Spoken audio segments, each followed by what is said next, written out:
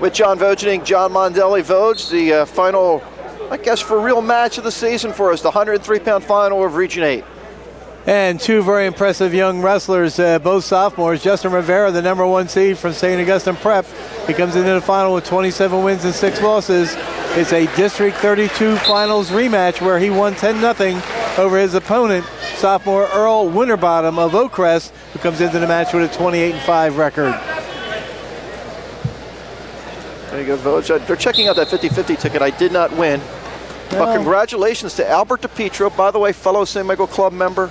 Wow. Gibbstown resident, just won the 50-50. I sold my house to his son. There you go. Many, many years ago. So nice to keep it in the old hometown. Ron Roberts, the official on the mat. He's a Buena High School graduate who went to Richard Stockton College for his bachelor's degree, a master's degree from Seton Hall University. He works for the state police. So Rivera with the 2-0 lead, and there we take a look at the coaching staff, Vogue. Jason Brown on his knees there, and to the left there in the white shirt, Keith Hoover, the head coach of Justin Rivera. St. Augustine. Said Rivera reminds you of somebody, Vogue. Remember you were talking to me before the match about Rivera. He reminds you a little bit of that Franklin Gomez who was once at St. Augustine. He was a sophomore at St. Augustine a couple of years ago, and he won a Region 8 title kind of handily that year. Beat David Smith in the semifinals from Paulsboro, and they beat Brandon O'Hara of Washington Township in the finals. Brandon O'Hara is a junior this year, still competing here in this tournament. Did not place this year. Obviously a big event, Vogue. Boyd Sands in attendance. I feel safer now all the way around. Justin Rivera, a very aggressive wrestler this year, John. 10 wins by fall, 3 tech falls, 4 major decisions. And the locals that he's lost to, the South Jersey wrestlers, lost to Jerry DeSanto of Cinnaminson, who was undefeated going into this weekend from Cinnaminson. He lost to him twice, 4-0 and 7-0. He lost to Corey Stewart of Cammon Catholic, up a weight at 112 by a score of 5-3. Other 3 losses around the state. There you go. And you see that more and more now, Vogue, with the wrestlers from this area competing in a lot of different tournaments. Of course, St. Augustine was in that Beast of the East to open the season. Earl Winterbottom of Oakcrest, the sophomore, 28-5, 15 falls, 2 technical falls, and 2 majors this year. An aggressive wrestler himself. Lost to a wrestler from Howell by a major decision. Lost to Jerry DeSanto of Cinnaminson 8-4. Lost to David Folk of Absegami 4-0. And lost to Justin Rivera 2 times by a fall the first time, 10-0 the second time. We're closing in the final seconds of period number 1. 2-0 lead, Rivera. And of course, when you own 2 wins over a wrestler already and you get to this point in the season where you're both going to go off to Atlantic City, you don't get flashy at this point. You just try to lock up the win.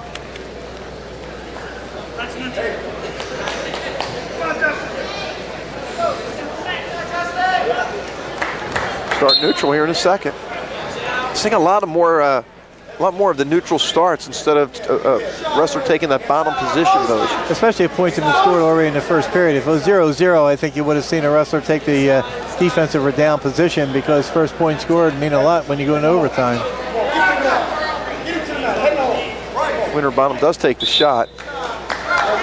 Blocked nicely by Rivera.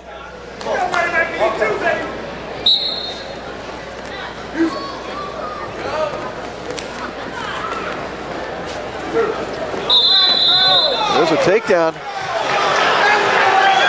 4-0 lead, Rivera. Jason Brown not agreeing with the call.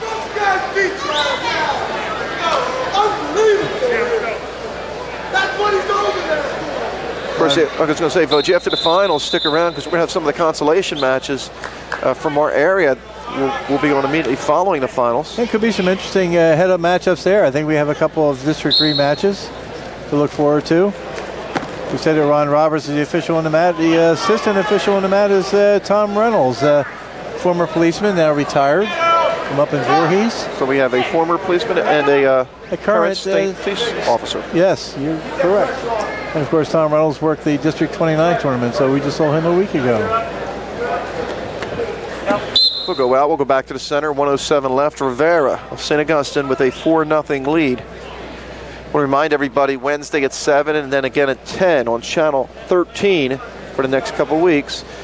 High school wrestling report, Vogue, hot off the presses. We'll have the state seeds. I guess the seeding is taking place when? It's Monday? It takes place Monday morning up in Robbinsville at the NJSIA offices. And of course, I imagine most of the local newspapers will have it in Tuesday's editions, but we'll have it and discuss it on Wednesday on the high school wrestling report.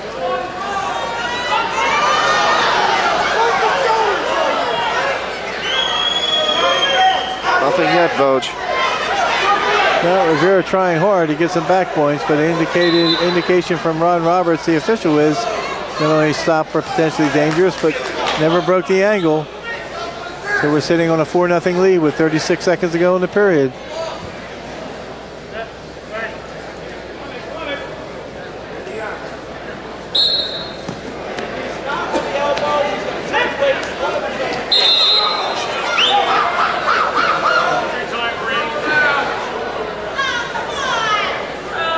Still control to Rivera. He looks a little shaken up on that one, Vogue. It looks like he might have come down on his ribs.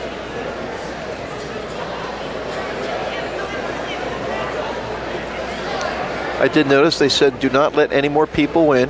They just made that announcement a couple seconds ago. Well, yeah, I don't think you could get many more people in here tonight. It's not only all the seats full, but there's some people sitting on the floor, some people in the aisleways. The entry time is cut right there. Rivera goes back. He's in control, 4-0. 31 seconds left in the second period.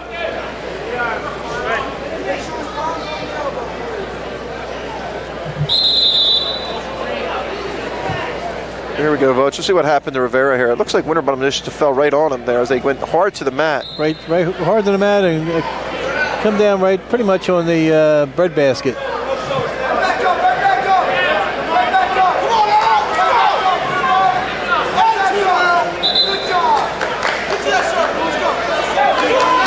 Rivera, a very methodical wrestler, John. You notice he doesn't put himself in much jeopardy. Yeah, I was going to mention that. I mean, you look at his scores, 7-1, 10-0 to get here. Right. Beat Kyle Broadwater of St. Joe 7-1 and beat Josh Klein of Paulsboro 10-0 to get here. Winterbottom wins 8-2 against Steve Gillard of Sacred Heart and 12-4 over Tim McGee of Delsea Regional. Of course, T.J. Urbanek, Egg Harbor finishing third. Nice little run for Egg Harbor, Vogue, because they have a couple in the finals. Urbanek finishing third. Third period getting ready to start. 2-0 lead, a 4-0 lead.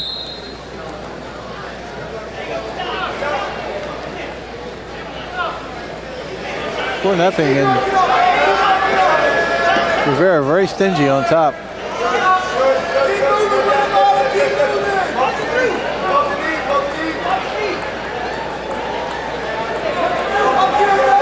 Really tough, I was going to say, Vogue. Really tough. And you know, if you're Winterbottom, I guess you got to think: do you want to take, neutral? Or do you want to take bottom?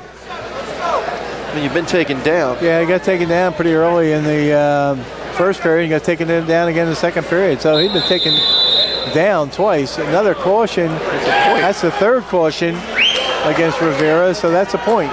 First caution you're warned. The second caution you're warned. The third caution on, you give up a point every time.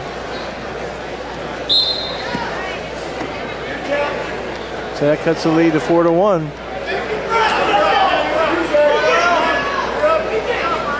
Now he's just going to make sure he works, keeps working on top. He's barring that arm and trying for the tilt. He's going to expose his back. Winterbottom feels it coming and gets out of that precarious situation to prevent any back points. 112 to wrestle.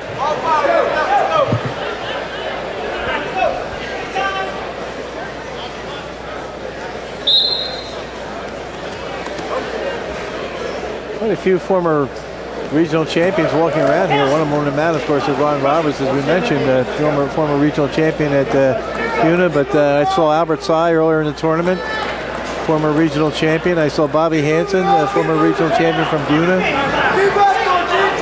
Nick Berzicelli here. Marvin Hamilton, Jeff Hamilton. Paul Marino. I guess you can just go down. Right down the list. Yeah. Start naming Paulsboro wrestlers. Mashewski turned around and gave me a high sign that Jason Suter is here somewhere in the crowd. And of course, this afternoon, my wife told me that Sam Evangelista, who former coach at Paulsboro, was in the crowd with his wife Judith. Sam Evangelista leaving Paulsboro, Voge for Lenape, and the legacy began. Yeah, I was going to say, paved the way for that Bob Frederick. Anyway, 4-1. We're under 30 seconds left. Bob Frederick comes from the neighboring community of Woodbury's, where he graduated. He came up from Greensboro, North Carolina, to take over a program that was not quite in the legendary stages, but from what Frederick did and what Marina has continued to do, it's become one of the best in the state. Very methodical bout here, John. I was just going to say, he's so tough on top, folks. Like a blanket. Of course, last year, what was he, 17-11 last year, his freshman year? So, got his feet wet last year as a freshman. Got 28 matches in. 44 wins, 17 losses in his career, but this is going to be win number 45 and a regional championship on his way to Atlantic City. Final 5 seconds. So, Justin Rivera of St. Augustine wins our first title of the evening. Justin Rivera becomes the 8th regional winner for St. Augustine Prep, the 6th individual to do it. Of course, we had one last year with heavyweight Frank McGrath and Franklin Gomez in 2003. Congratulations to Justin Rivera.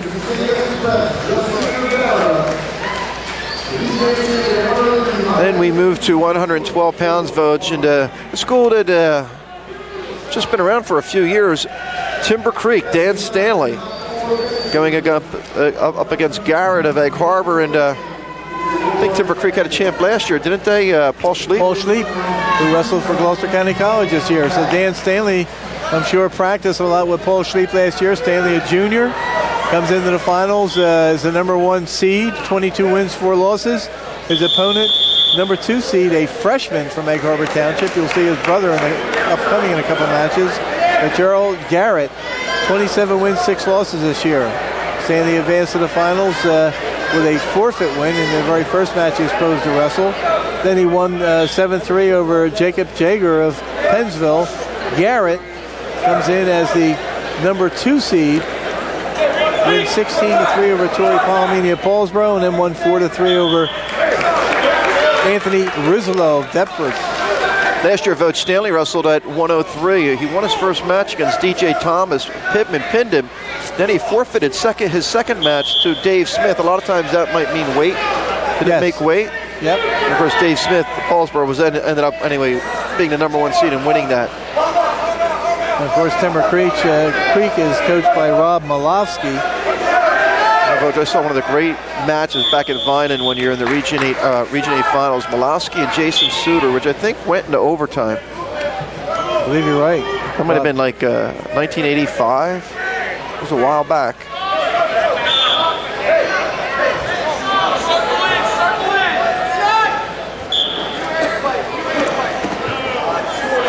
Rob Malofsky wrestled for the legendary Ralph Ross Sr.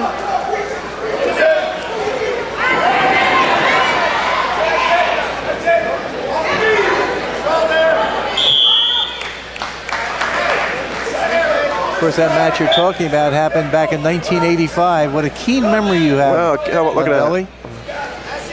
Suter decision, Malofsky. And back in those days, 6-6-0-0 criteria overtime. It was a criteria win in overtime. I can't tell you what that criteria was, though, Coach. Right there. Better looking haircut that day, maybe? Tom Reynolds, the official on the match. Joe Henry assisting. Tom Reynolds, a Woodbury High School graduate, attended Glassboro State College. Retired as a police officer from the Voorhees District. Now he's a substitute teacher in health and physical education at Lenape in the Lenape High School District. How about that? Garrett takes the shot. Stanley backs away, gets called for stalling, spins around, gets the takedown. Just being very, very alert. And that's a lot of times when you talk about that. You're not supposed to be taken down. He sprawled out, spun around, got the takedown. Isn't that how you're supposed to do it? Absolutely.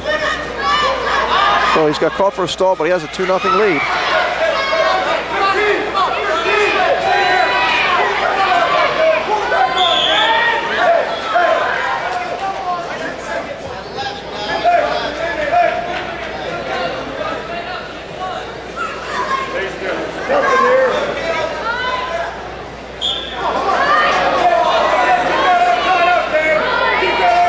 Mike Chiazza, the Egg Harbor Township coach, been around coaching ranks for a long time. And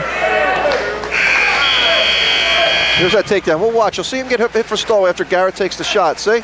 Does the backs off. Shows the head down, spins right behind. And he gets caught for stalling on that, but still gets the takedown. Well, the stalling warning came before he pushed the head down, spun behind. Right. I'll give up the warning for the 2 any day. Yep. We're into the second period. Garrett on the bottom.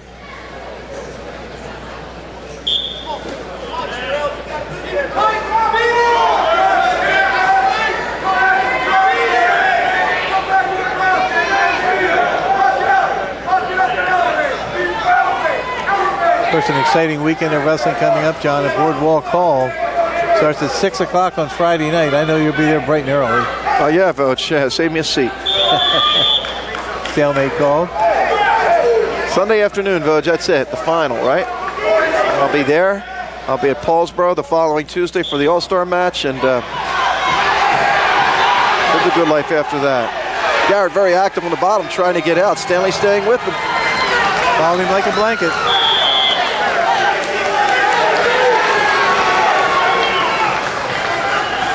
Mike Chiazza stood up in the corner, indicated he thought there might have been a overlap of hands or a locking hands. It was not called because you got 2 officials watching it from 2 different angles. Tom Reynolds, the official on the mat, Joe Henry on the opposite side of him, watching for any technical violations.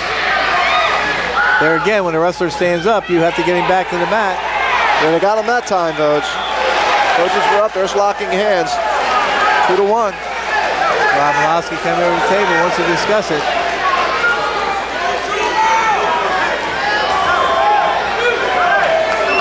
The point is up on the board.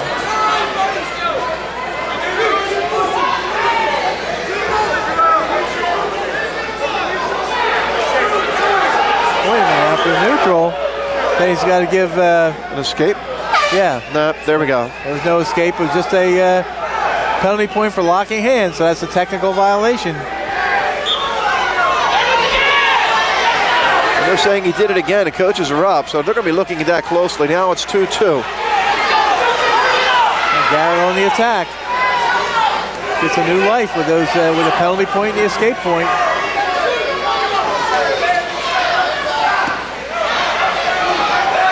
Don't forget, Stanley's been hit for stalling. Now he's trying for the takedown and putting Garrett on his back. He's got the 2.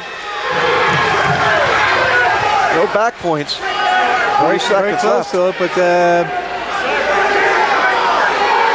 able to get out of that precarious position and belly down right away. Garrett was, so.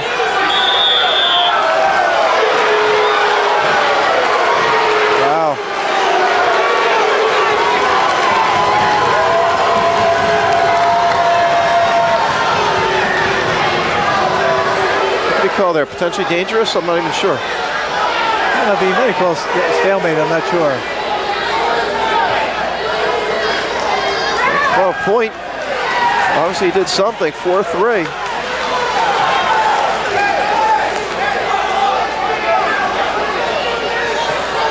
Well, if there was a stalling warning before, then that's a stalling point. Anyway, it's 4-3 in favor of Timber Creek.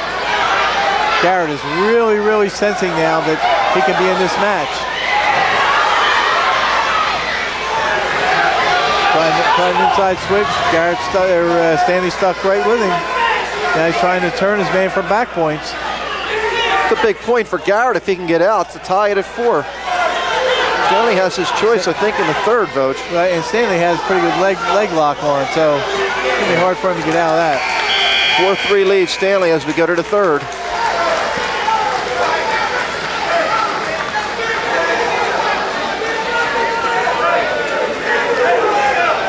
District 30 trying to pick up their first championship of the evening. 32 has one already. We'll let him go. It's going to be 5-3. Garrett's going to need a takedown. He can put the pressure on Stanley. He's got those stallings.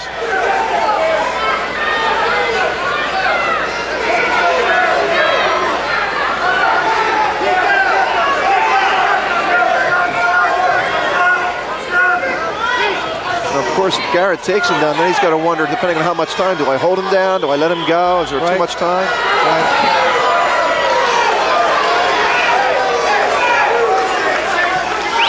Cal's up off his chair in the corner telling Garrett, use your head out there. Don't lose your composure.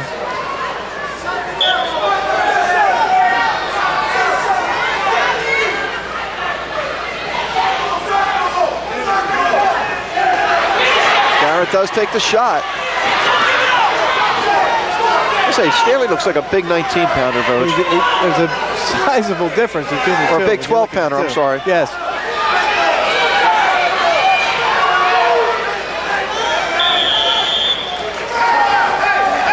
Stalemate with 1:12 left.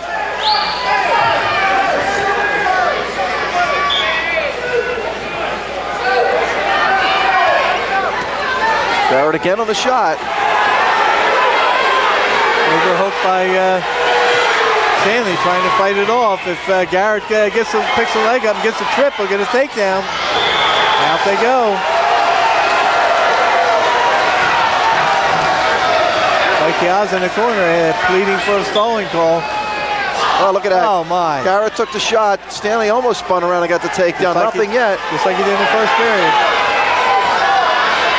Free that arm up of Garrett's, and he can do that. He can get the takedown. There he got it. Yep. Big takedown, 7-3 lead, 40 seconds left. Now the corner telling him to keep the man down. Don't let him cut. Don't cut him at this point. Got a 7-3 lead. Remember, though, he's been hit for stalling, so he's got to do something on top.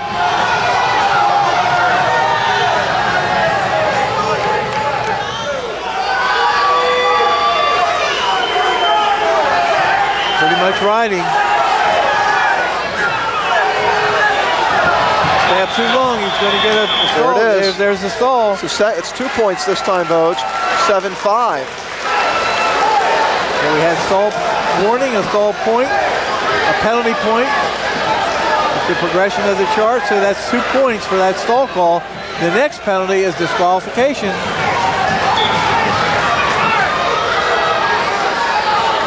Seven to 5. Garrett's going to run out of time. 7-5 final. We'll take a break. We'll be back with more wrestling action from Absegami after this timeout.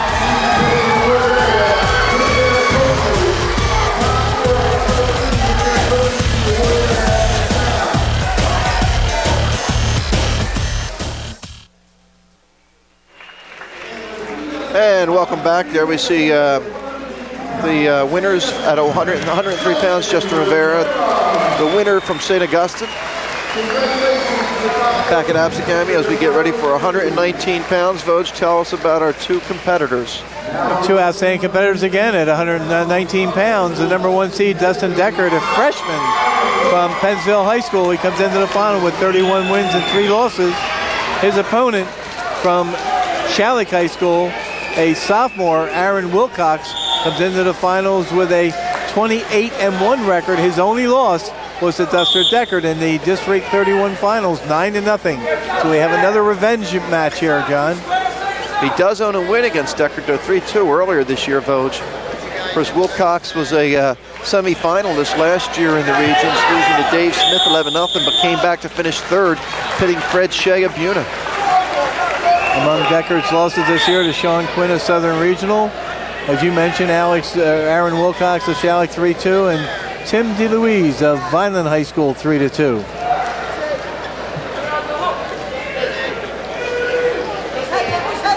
As we mentioned, Aaron Wilcox split with Dustin Deckard, winning 3-2 in a dual meet before losing in that regional final, or district final.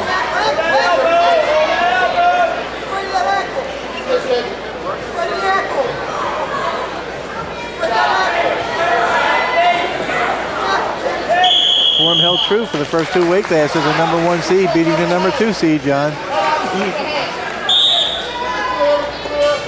Joe Henry, the official on the mat, in charge for this bout, being assisted by Sean Felkins. Joe Henry, a Gloucester Catholic grad who earned his bachelor's degree at Glassboro State. 25 years as a varsity wrestling official, John. It's a long time. Eligible for a pension or anything like that, Voj? In my book, yes.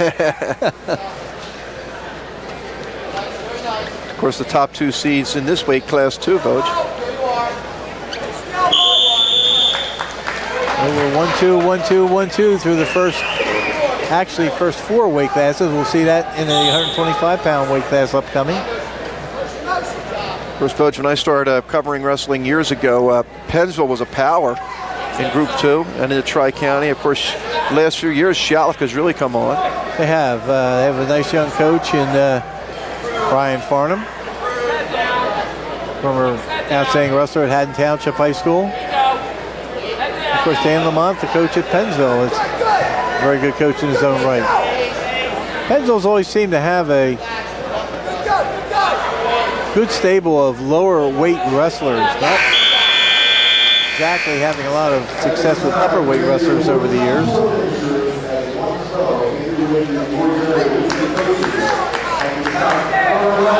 Last year, there was an exception in Voj. We think they'd had that Andrew Jackson, who might have placed in the state. Yeah.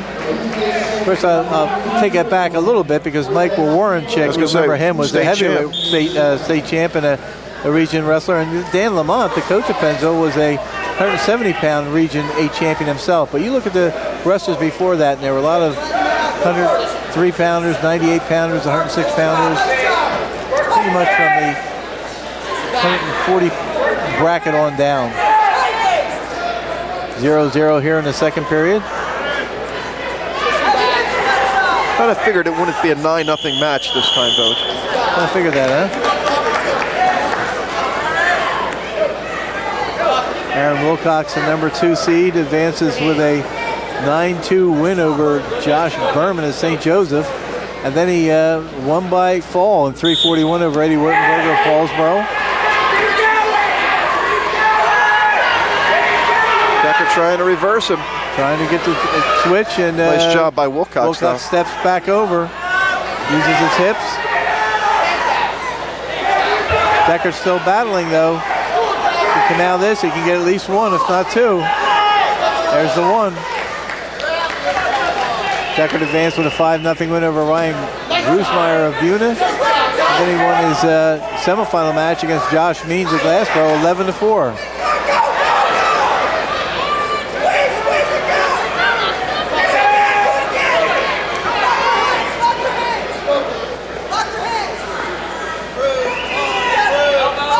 Five seconds left in the second period.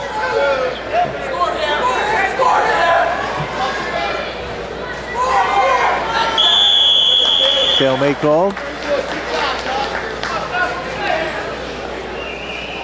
Here we see Farnham on the left. Started his head coaching career at West Deptford, was an assistant for a year or 2 over at Kingsway before taking the Shattuck job. We have a blood timeout. You see Dan Lamont with his back to you, talking to his wrestler. Coach, while we have a chance, because we won't have a chance. Kingsway only had, one guy advance.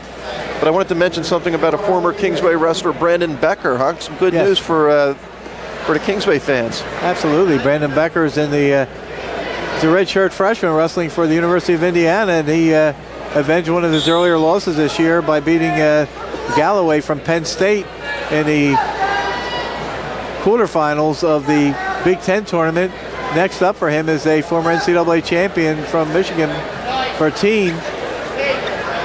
But even if he loses to Bertine, John, he'll be trying to wrestle back for 3rd and 4th, and it almost guarantees him a trip to the national tournament. Nice job. Out in St. Louis, upcoming in a couple of weeks. A lot of times high school wrestling doesn't translate to college, but how do you see that? How do you see him progressing? I think he's doing an outstanding job. There was a great ankle pick by Wilcox. Sure, last 13 seconds getting that too. I was just going to say, that late in the match, that's huge. That late in the period, very huge. And he'll have his choice in the 3rd.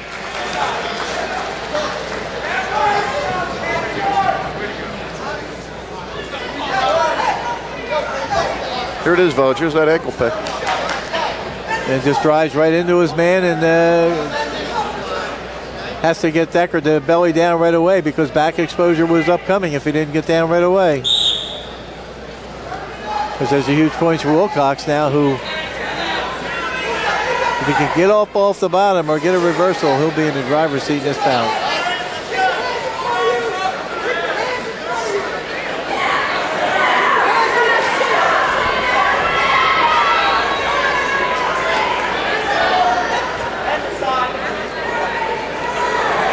Of course, Wilcox is like a little breathing room with this escape. And if you're Deckard against Voj, you have to have that magic number, you know, when you might want to let him go. Absolutely correct. I mean, yeah, you can ride him for the whole period, but you're trailing 2-1. There's a stalemate call. You're trailing 2-1. You need points, and if you're not going to be able to turn your man, it's almost a given. Once you reach like the 1 minute mark, maybe you better cut him loose and try and get the 2-point takedown. It would tie it up.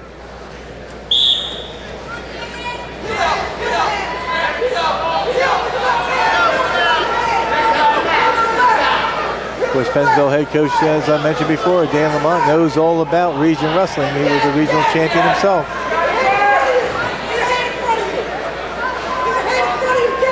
Right here in this gymnasium. Beautiful facility, by the way. Absolutely. Scott Logic, the athletic director, has really, really bent over backwards to accommodate everyone during the course of this tournament.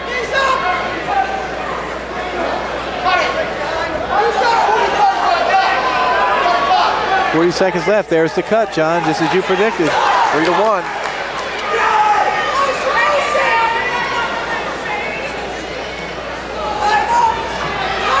And I don't think anybody's been hit for a stall warning vote, so. No. A couple stalemates.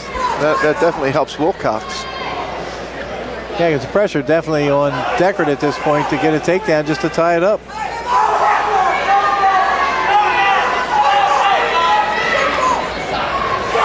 There's the leg as the halftime. Nice job by Wilcox fighting it off. 8 seconds left. Deckard trying to dump his man.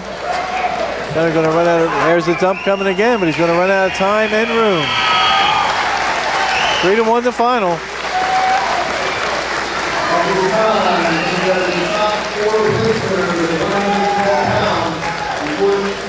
And John, that's the first regional champion for Shalleck since 1995. The Haywood? second in the school's history. Who else won? Haywood, yeah. Carl Haywood in 1995 at 160 pounds.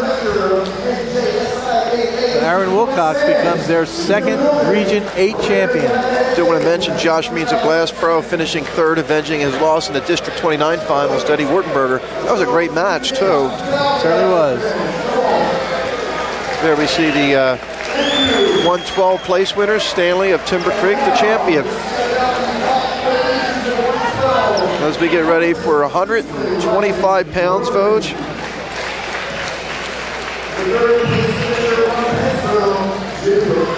This 125-pound final, by the way, Voj, is a rematch of last year's 112-pound final.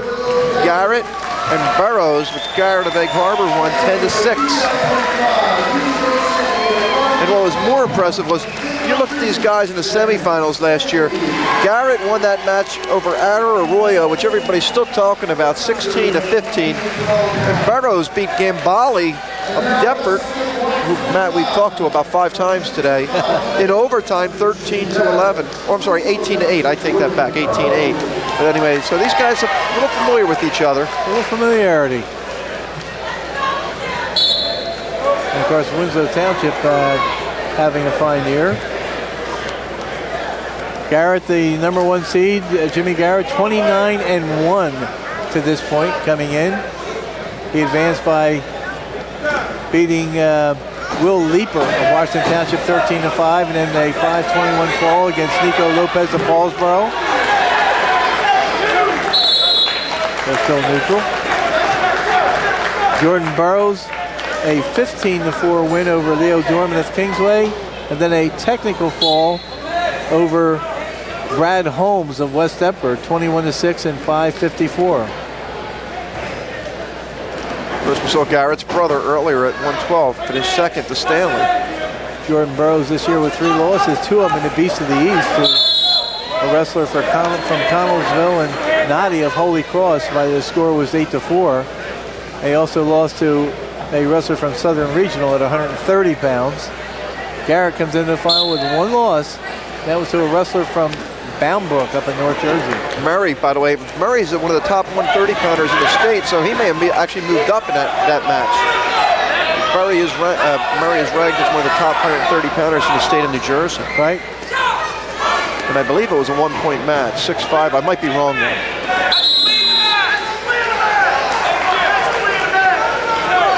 Official on the mat is Sean Felkins, a Pemberton High School graduate in his 16th year as a varsity official.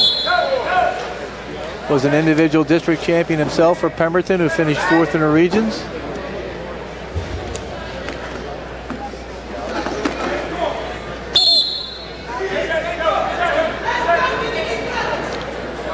Beginning of this match, Phil, I don't know if you caught it, but Garrett looked like he put his contacts in the hand of his coach. And I think I saw him do that in the semifinals also. That must mean one thing. They must be popping out while he's wrestling, so he just gets rid of them ahead of time. Depends upon the coach to let him know what the situation is time-wise. Also going to apologize to the viewers. I am battling a cold, vote, so I keep losing it every so often. Oh, and you don't sound bad. I lost my voice for the district tournament, Mondelli, and I thought you had given me a cold. Yeah, I think it was the other way around. Burrow's trying to pull Garrett back in, get the takedown on the line. Nobody gets anything right there. There we see Koss. Rick Koss, head coach of Winslow Township. And Mike Yaz on the right, the Egg Harbor Township head coach. Rick Koss, when we had one of the coaches meetings, was kind of bringing up something he wanted the coach to support on, and that's the revamping of the PowerPoint system. Just feels that there are a lot of schools in that shore conference that get an awful lot of points even when they lose big. But one of the things he pointed out was that Tom's River School that had a 1-12 record and was ranked 5th at one time in the group. Escape is the first point in the match for Garrett, but Burrow's in. He might have the takedown. Oh, he got it. Came right back. Takes the lead. By the way, 4 straight match where we've had the top 2 seeds wrestle each other.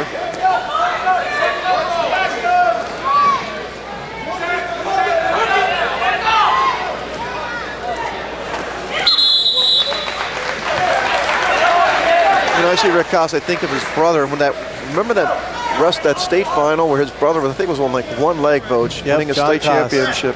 John Koss, he won a state championship. He hobbled around out there and got to the state finals. He could have pulled him off there and said, well, kid, you did a great job getting to the state finals. He won no parts of it. He wanted that whole thing, and he got it. Went on to West Virginia to become a pretty successful wrestler. 2-2, Garrett with the escape. There goes Burrows again, Coach. So the first 2 matches, the number 1 seed won, and then at 119 it was the number 2 seed, and right now number 2 seed Jordan Burrows of Winslow Township. 4-2 lead.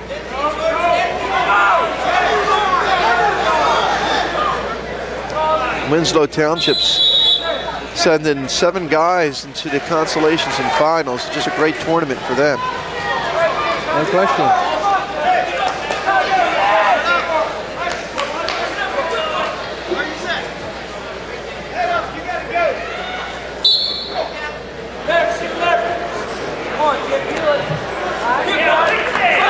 Escape for Garrett. 4-3. Burrows leads. 30 seconds left in the second period. Burrows again taking the shot. He's confident on his feet right now. Yes, he is. He's ready to go too.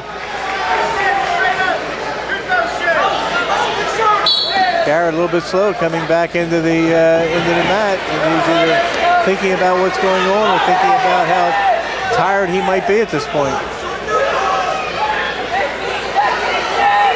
He can get a takedown here late. It'd be big. Burrows does a nice job, though, Vogue. We kept the overhook in there. We prevented that takedown from happening. With Mike Piazza pleading on the side for a stall in that situation. When the guy is attacking you like, you throw the overhook, and that's not a stall. You're trying to prevent being taken down. Now, if you back off, continue to back off, you'll be hit with a stall. There's that second takedown, Voge. Look at that, just crouch the leg. Grab that single leg, pick that single leg up, keep firing straight ahead, knock the man off his base. You get a takedown. 2 minutes to wrestle. We'll see what Garrett does here. Garrett's going to cut him. 5-3. Takedown needed to tie it up. Oh my.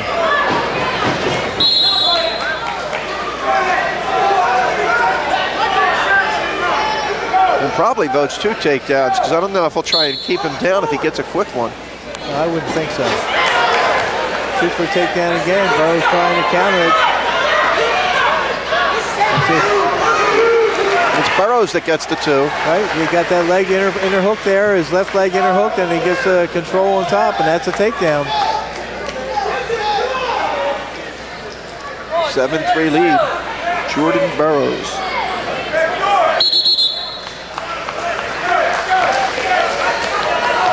He's got his work cut out now. He's the first of 4 returning region champions we'll see in the finals here. And we know one of them won't repeat because 2 of them are the returning champions are meeting head up, Phil Black and Chuck Martell. The other one, Brian Tracy's next. Yep. And of course, Vince Jones. Control still for Burrows. 1:10 left.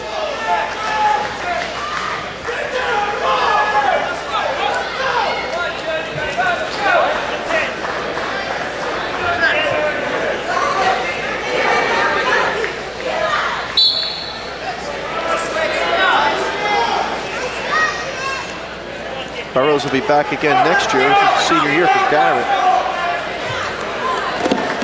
Burrows very confident on top. Oh my. Very, very close to back point there. He gave him 2 back points. Back points. We might have a discussion on the back points here.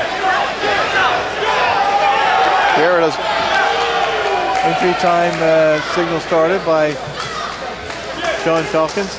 See if we get back points, folks. See if you see it. Going to lift up this leg, going to drive his man backwards. Drives him to the mat. Back is exposed. Trying to bridge. Yeah, he got a count. First we're in slow motion, but I'm sure that was a 2 count. Yeah. And you saw when they crossed over that out of bounds line, the 2 fingers on the mat. That means he had 2 at that point, but he couldn't count anymore because now the shoulders had gone out of bounds. So 9-3 lead, Burrows in control with 50 seconds left. As usual, the refs get it right, Voge. In many instances. We have seen a few that haven't. But many times they do. Tough job.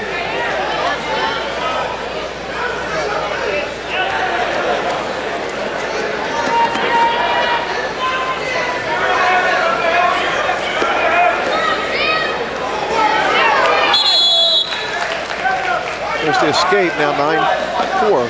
9-4, but what you need right here from Jimmy Garrett in order to take down and right to his back, right? Right to his back. Burrows knows it. That's going to be very difficult to do.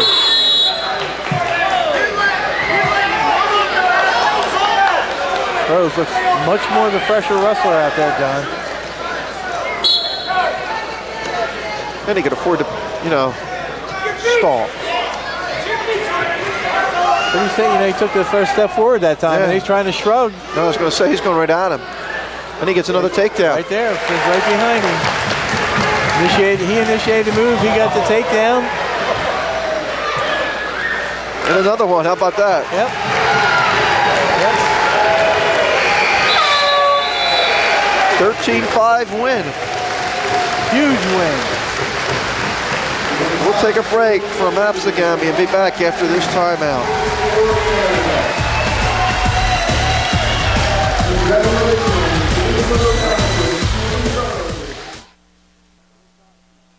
And there you see Aaron Wilcox, the winner at 119 pounds from Shalleck High School. Dustin Decker to Pennsville second. Josh Means of Glassboro 3.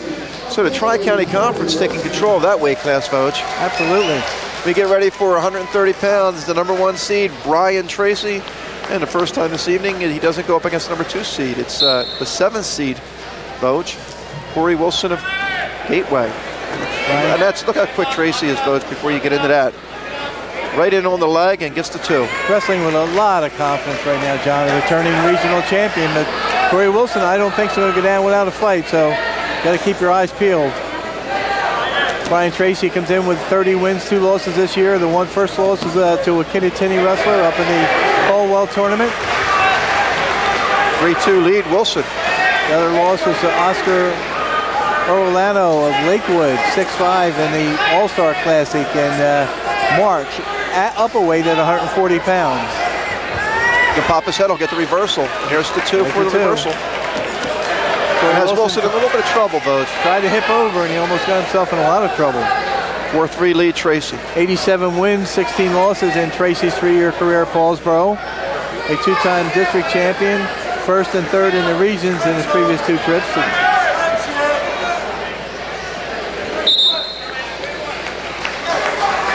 4th in the state last year. Corey Wilson, a senior, attends Woodbury High School, but wrestles for Gateway. It's a co-op program. 2 losses this year. One was to Andrew Hessert of Haddonfield. The other one to Darren Carrero of Deptford. 86 wins in his career. Placed all 4 years in the districts, 3rd, 1st, 3rd, and 4th. Has never placed in the regions, John.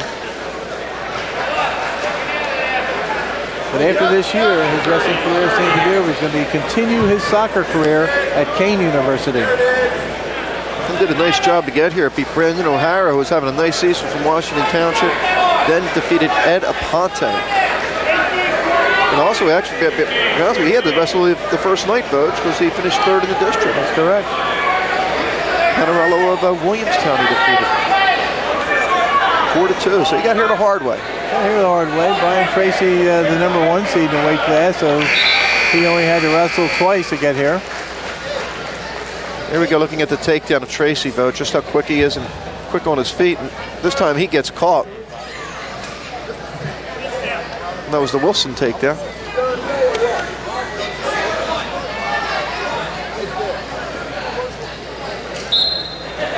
There we see Paul Marine in the background as we move to 2nd period action. 4-4. Tracy again in on the leg, though. On the legs, and he's got to pull him in and keep his man in bounds in order to get the takedown. He's got one leg, he's got to get the other. He reaches through, grabs the far ankle. And he's going to try and come out the back door. Turns, grabs the 2 legs. Got the 2. As they go out of bounds, he's got control. 6-4 lead. I do want to mention Darren Carrero of Deptford, who did wrestle back, Vogue, to finish 3rd. And there we see Hans Van Brul of Gateway on the right, head coach for the Gators. Did a terrific job with them this year. Here's the intentional escape. It's now 6-5. And again, Hans Van Brul, a Gateway graduate, was a regional champion in 1971 at 123 pounds, John. And of course, for Paulsboro, Paul Marina was a regional champion. His brother Carmel was a 3-time regional champion. Paul Marina, a regional champion in 1977. I was going to say, Coach, Paulsboro has a long streak of region champs, don't they? They started the current streak, John, back in 1971 with Tyrone Hamilton winning the first of 2 regional titles. Jack Suter, who went on to the Naval Academy and flew the president over Glassboro, President Reagan. You remember that? You remember that? And they've had a champion every year since. Every year since. Paulsboro's had 87 regional champions over the years among 60 individuals. Well, Tracy fighting hard for this too. Nice job by Wilson, hanging on, not giving it up. And he's hanging in there with Tracy. I mean, Tracy didn't get a place in the state last year. Tracy's going to spin around here, though. It looks like he get the 2.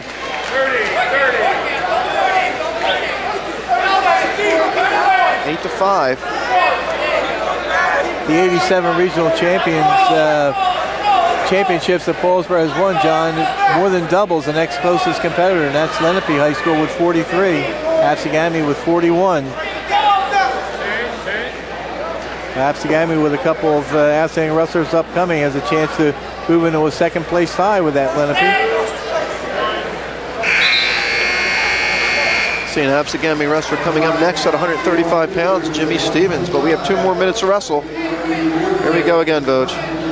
Take a look. Tracy just gets in deep, uses hips, steps over, complete control.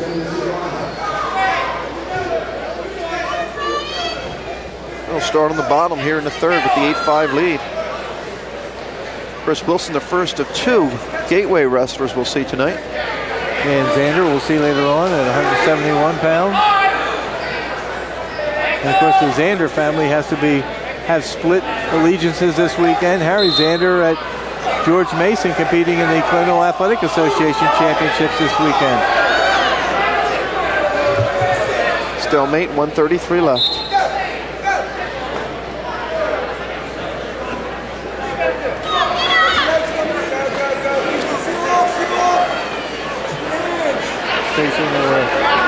Had come up into a sitting position. Corey Wilson flattens him out.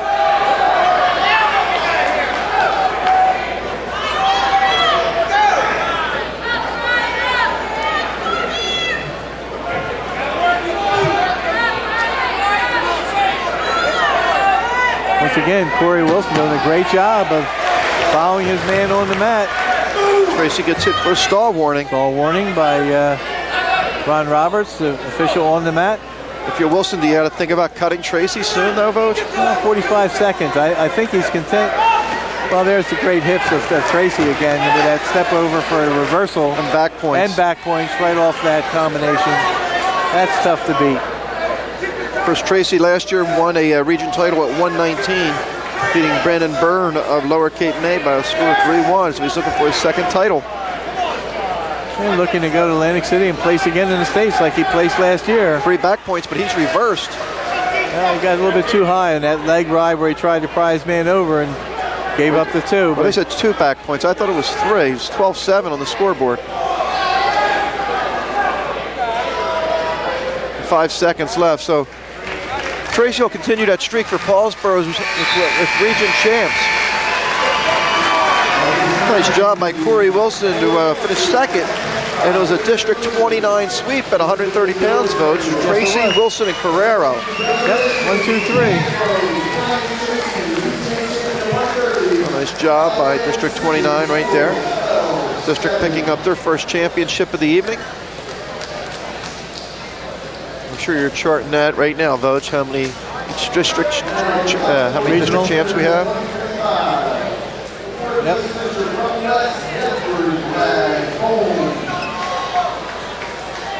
I think District 30 has 2, and then the other districts each have 1. We get ready for 135 pounds, and Shakoy Berry of Millville, who was a 4 seed in the finals, as we see the place winners at 125 pounds. Nico Lopez of Paulsboro avenging his district loss to Holmes of West Deptford, finishing 3rd at 125. Garrett and Burrows, with Burrows winning the championship. Now we got Jimmy Stevens of Absegami, Shakoy Berry, as we see Xander getting ready for his match. Folks, just hanging out, listening to some music, I'm sure. Actually, I think he recorded some of our show last week, and he's listening to it for inspiration. All right. Shakoy Berry. He is a number 4 seed, a junior. A very unorthodox wrestler. You're going to see some strange moves from Shakoy Berry out there, John. 26 wins, 4 losses coming into this, and how did he get here? He won 7-4 over Justin Bober of Woodstown. He won 14-2 over Chris Cartella of Clearview to get this far.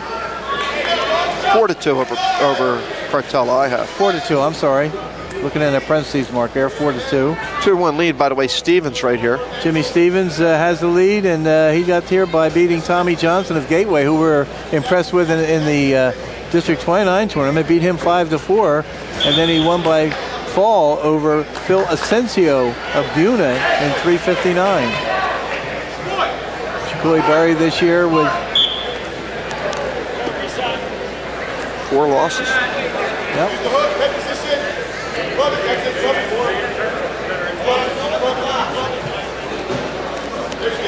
Millville's had some pretty good wrestlers, Vogue.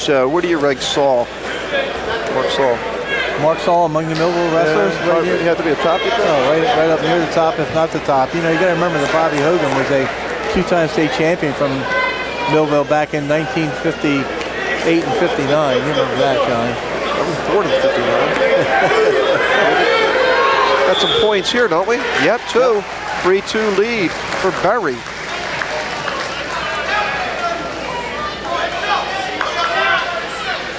Gene Barber, of course, a longtime coach for Absegami High School, and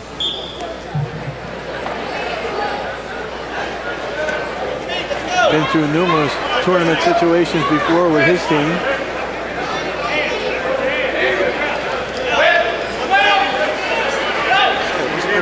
Doug Tenbrook, too. You got all those champs. You got, Coach has that Bible here. We'll get all the stats out from Millville in a second.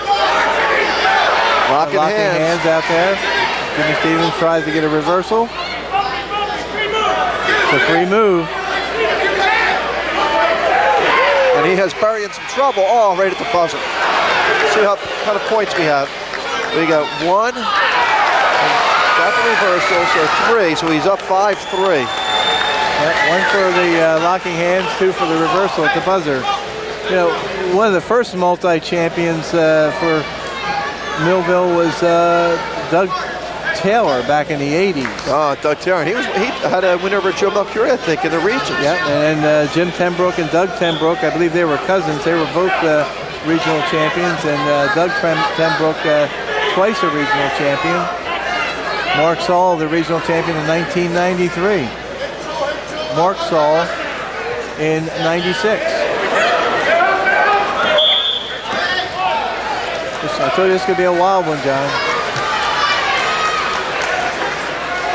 Well, we're not close to the mat, thankfully. Of course, we're not close to the mat. Yeah. Isn't good either, because we have to stand up a lot to see.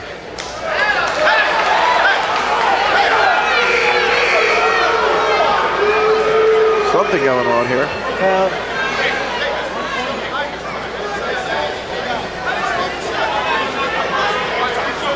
Just to show you how spoiled we are when we used to mic the officials when there was 1, yeah. But when there's 4, that's too hard. Pretty tough, very tough. But evidently an escape point there. 6-3 is the score. Of course, I mentioned Bobby Hogan as being a regional champion. Of course, the region didn't exist back in those days, John. You were a South Jersey champion, or would it ultimately amount to a District 4 champion for the 4 districts in the state at that time, but he was a 2-time state champion for Millville. That was in the pre-region days. Berry taking the shot. Stevens, though, didn't panic there. Did you notice? Yep, no takedown yet. But Stevens went right into a switch situation. And if he kicks over, if he kicks his legs over, he can get the 2. Berry refuses to let that happen, pushes the head down. And he gets the 2. Behind, gets the 2. 6-5. Stevens right away, coming out of it, though. Comes right up to his feet, gets the escape. 7-5. Oh.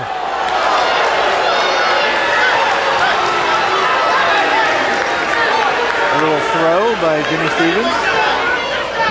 We saw Stevens earlier in the year of Village against Camden Catholic and against Paulsboro. Yes, we did. Tough 1-point match that he lost to Brian Tracy in that Paulsboro dual meet. 1-0. Other losses were to Parkersburg, to St. Elizabeth, Southern Regional. Okay, let's take a break. We'll be back with the injury timeout. We'll be back after this timeout.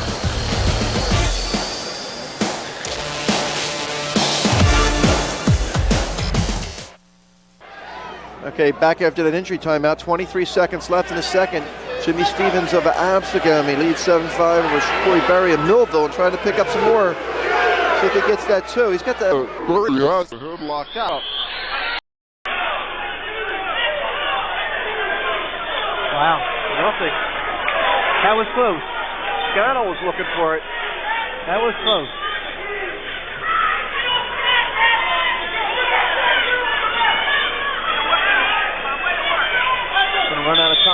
second period. 2 seconds left to go back to a 7-5 lead.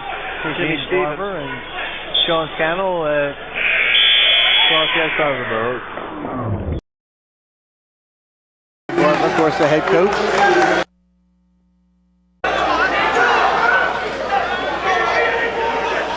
Gene Barber right now ranks number 4 on the all-time coaching list in South Jersey, John. Ralph Ross Sr. still on top at 601. Dennis Smith at Delran, 441. Gary Papa, 440. And Gene Barber, 429. About Paul Marina sitting there with 398. 398, one behind. In the reversal, we have a tie match, Voj. Yep. Could be next one in the 400 plateau, who John Sanders has 423 wins. So they're 5 with 400 or more. Well, it'd be a smart move by Berry with 140 left. Tie match, he's going to cut him. Yep. So he's going to need a takedown. 8-7 lead, Jimmy Stevens.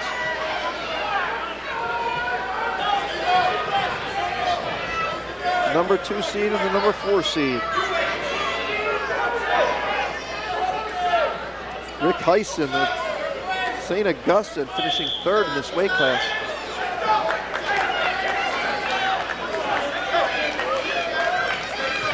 Minute 20 to go, and Berry needs a takedown to get back on top.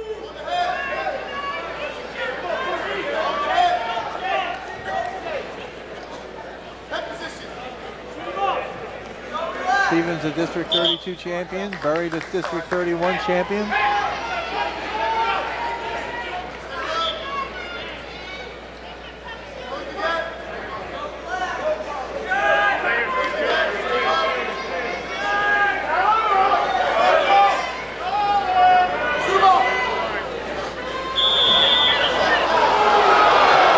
Whistle blew right before the 2 guys went down. Yep. Everybody's looking for a point. That whistle was blown before the move, Voj. Yes, it was. Under a minute left.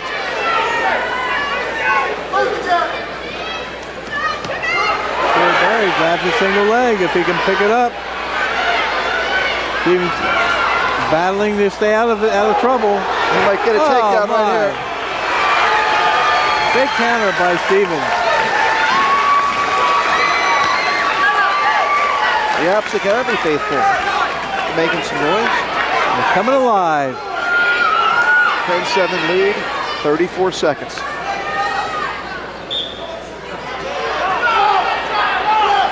Berry to his feet, trying to get the escape. Got it. Now he's got to battle for a takedown. Time is running out. 2-point match.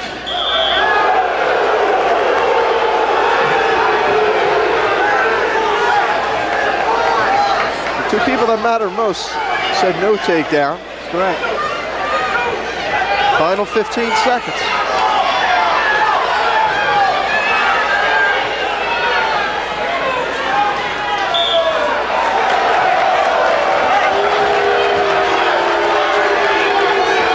Seconds.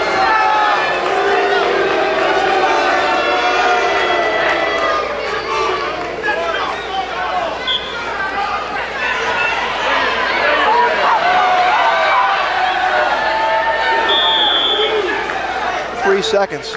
Stevens can afford to stall here. Oh, absolutely.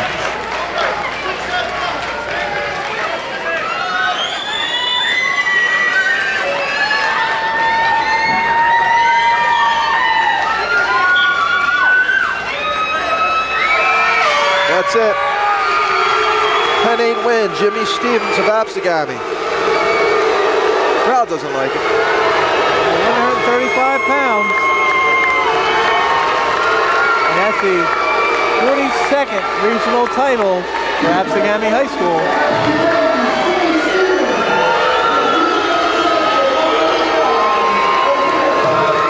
Shakoy Berry, only a junior. He'll be back, Voj.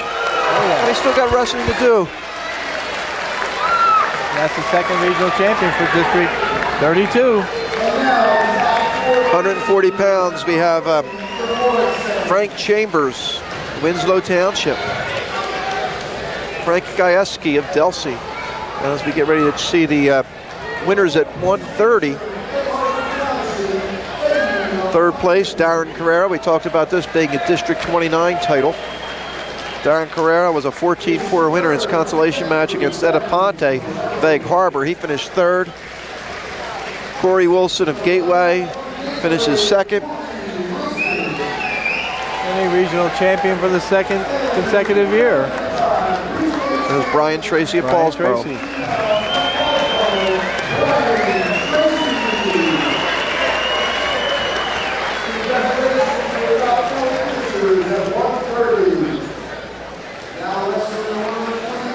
£140, John. We have a number 2 seed against a number 5 seed. The number 2 seed, Frank Gajewski, a senior, 28-3 going into this bout. He got here by a 13-0 win over Mark Haig of Kingsway and a 5-27 fall over Jeff Hamilton of Paulsboro. The number 5 seed, Frank Chambers of Winslow Township. We talked about Gajewski, Vogt. He was down 5-0 in his semifinal match. Jeff Hamilton from Paulsboro battled back and then eventually pinned Hamilton. And Hamilton came back to knock off Badaraka, who was the defending region champ, and move on. Strange. Chambers advanced with a 7-4, first of all, by an 8-3 win over Greg Adu of Egg Harbor Township. Then he won 7-4 over Stan Morrison of Williamstown, and 6-4 in overtime over Badaraka. In fact, there was an escape with 1 second left in that match to tie it up, and then Chambers a quick takedown in overtime to win the match 6-4. As you mentioned, Hamilton comes back to beat Badaraka 5-4, and Badaraka, the returning regional champion, does not place. Of course, Gajewski last year got into the semis at 119 before losing tiebreaker to Brendan Bird. He gets 2 here. Ended up finishing 4th last year. Gajewski with 3 losses this year. 1 to Joe Bubenheimer of Woodbridge, 1 to Scott Winston of Jackson, and 1 to Anthony Badaraka of Buna, John. Pretty good opponents. Absolutely. I was going to say Bubenheimer, not too bad. Chambers losses to Ken Wilkinson of Cherokee, to Fedeko at 145 pounds for Delsey, Bill Platt of Camden Catholic, Tommy Cunningham of Cherry Hill West, and Morrison of Williamstown. Again, a combination of really pretty good, outstanding wrestlers. Tom Cunningham was alive going into the Region 7 finals, I believe. Matchup here of the District 30 runner-up in Chambers and the District 31 champion in Gajewski.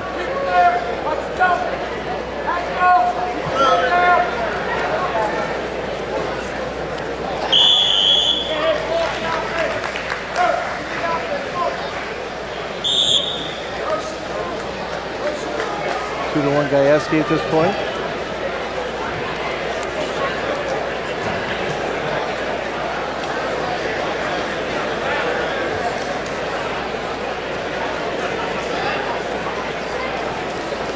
Chambers lost 5-4 to Stan Morrison of Williamstown last week in the district final. There we see Greg Sawyer on the right. Angelo Joseph on the left. It's that takedown, Boj. What you're going to see here is control around the legs as they go out of bounds. Picks him up, trips him, drops him out of bounds, toes are in bounds, 2 points is given.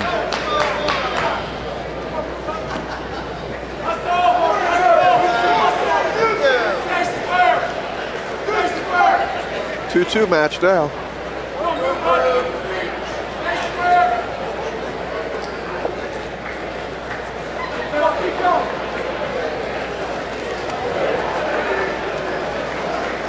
Gajewski making that jump from a 19-pounder last year to 140 this year. Big jump. Plus, there's a lot in the off-season, a lot of these guys do. Of course, that just helps them perfect their talent, hone their skills. Gajewski in on a single leg.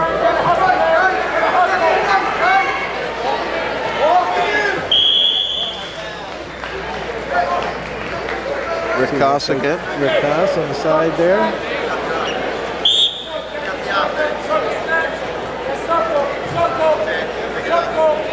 Of course, that's Dennis Mitchell's brother, who's an assistant coach to Rick Koss. Dennis Mitchell, not a bad name to bring up here, Vogue. One of the top all-time great sprinters in South Jersey history. Absolutely. An Olympian. Back in the days of Edgewood. Yep. Rescue working for the 2. There it is. And more. Maybe. And he's going to get the count. He's going to get at least 2 back. Maybe more. Well, he's got the 5 count, Vogue, so he'll get at least 3. I don't know if he can pin Chambers here. He's looking for the pin. Not going to get the pin, but he's going to get big points. 3 back points. He's now up 7-2. Big 5 points in a close game, a close match like that. 1 second left. By the way, you know, I was up awful early this morning to prepare myself to work with you tonight. Vogue, I was going to mention that, you know, if you were like me, I went and got my haircut at 3 o'clock yesterday. You get one at 6:30 in the morning. First of all, God bless you to find a barber. It's out up at 6:30 to cut somebody's hair. Main Street Salon in Mancha. Joey Chimarello, a former Highland wrestler. Here we go, Vogue. Drops him right on his head. Spins around, gets a crossfade. Look at that lace ride in there. That's called the liner lace after the Phillipsburg moves. Now he gets the takedown, but will start exposing his back here and get the near fall points. Stall warning against Chambers. Got to cut him if you can't put him right back on the mat, Vogue. Absolutely. Gonna let him loose. Take him down. Of course, the talent level really starts to get keen at this time of the year, John. There are not many fish at this point. No guppies as far I was going to say, not many guppies. There's a lot of sharks, Vogue.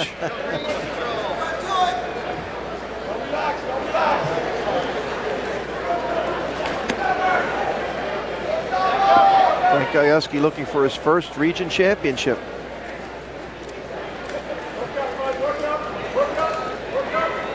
Going to get at least 1. A reversal out of it.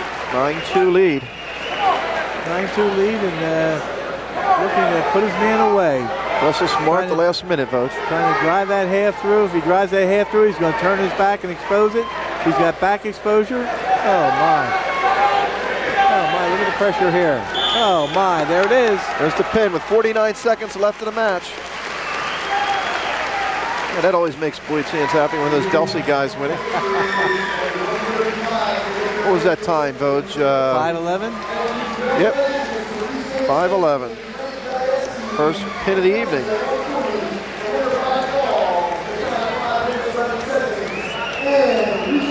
Nice job by Gajewski. Excellent job. And that's his 100th career win they just announced. Another plateau for him. 100 career win. Like the 4th or 5th wrestler today to pick up that honor as we get ready to honor the champs at 140 pounds. Or 135 pounds.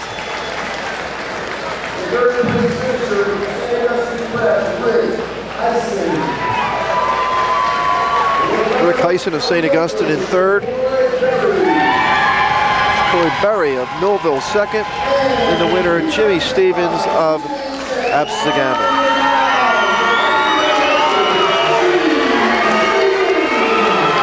You know, it's half the people against Absegami.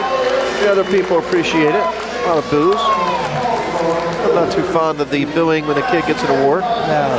That regional championship, by the way, John, was the 28th in Delsey history by the 21st different individual. Frank Gajewski, and he's a District 30 wrestler, so that ups their total to 3 regional champions, John. Okay, Vogue, 145 pounds. Bobby Flegel and Bill Sarasinski, a rematch of the dual meet, which Sarasinski won, but Flegel, by the way, Vogue, watching him wrestle today and checking him out during his tournament, looks like he's a man on a mission. He had been hurt most of the season. He had sustained a broken hand, and when he wrestled against Ballsboro, of course, the coach has the option of not wrestling him, but it was such an important match because Absegami had such a long winning streak and non-losing streak on the line. I think it was up to 103 matches in a row without a loss. And no way a wrestler who has placed in the state twice, as Flegel has at 6th and 7th in the state, is going to sit that match out. That's hampered him because you're not used to seeing a kid like Bobby Flegel with a record of 18-6 coming into this point. Well, he lost 2 times at the Beast of the East. He lost to Southern Regional. He lost to Paulsboro, Kittatinny, and Camden Catholic. Those are all decisions and all tough opponents. Sierra-Cincy walks in with losses to Brick Memorial up in the Caldwell tournament, to Hunter and Central in the Caldwell tournament, to a Cox, Virginia wrestler in the match down at Great Bridge, to a wrestler from Cesar Rodney, and to Matt Pletcher of Rancocas Valley. So again, quality losses for both wrestlers. Yeah, that Cesar Rodney loss, by the way, Vogue, was a state. Cesar Rodney wrestler was a state champion. Their state championship took place a week or 2 ago. Yeah. Matter of fact, Cesar Rodney, I believe, had 4 champs, 1 or 2 finishing second, and their heavyweight, who was ranked nationally, I didn't even see him in the standings. I don't know if he's hurt or what. Of course, that was a 5-point loss that Paulsboro sustained 2 days after losing to Jackson by a point. The 2 blemishes on Paulsboro's schedule this year. Well, down to the final 10 seconds here. We're scoreless. That's pretty much how it was in the dual meet, wasn't it, John? We'll get into how that happened at the end of this period, but basically it was Flegel taking his second entry timeout, which may have cost him the match. That was in the first overtime period, and when he took that second, as you see Paul Marine and Dean Duke in the corner. Dean Duke is still sporting a shiner from working in the practice room. Looks like double shiners there. Might be. Sierra-Cincy down. Anyway, Flegel took that second injury timeout, gave Sierra-Cincy the choice, and he took bottom and escaped and won the match. It looked like Absegami, at least Flegel, and I don't know about the coaching staff, a little surprised. We're called off guard when he took that second injury timeout that he would lose choice. No, I don't know if that's true, but that's the way it appeared. Appeared they weren't thinking of that, but that's a book rule. Second injury timeout, the wrestler who takes the injury timeout has to give the other wrestler the option of where to start, standing, down, or up. Bobby Flegel, by the way, very impressive in his semifinal match against Jeff Harris. A pin in 27 seconds. Harris is a tough wrestler. Yep. And of course, Flegel walks into this bout right here with 101 career wins and 26 losses. Sierra-Cincy walks in with 65 wins and 31 losses.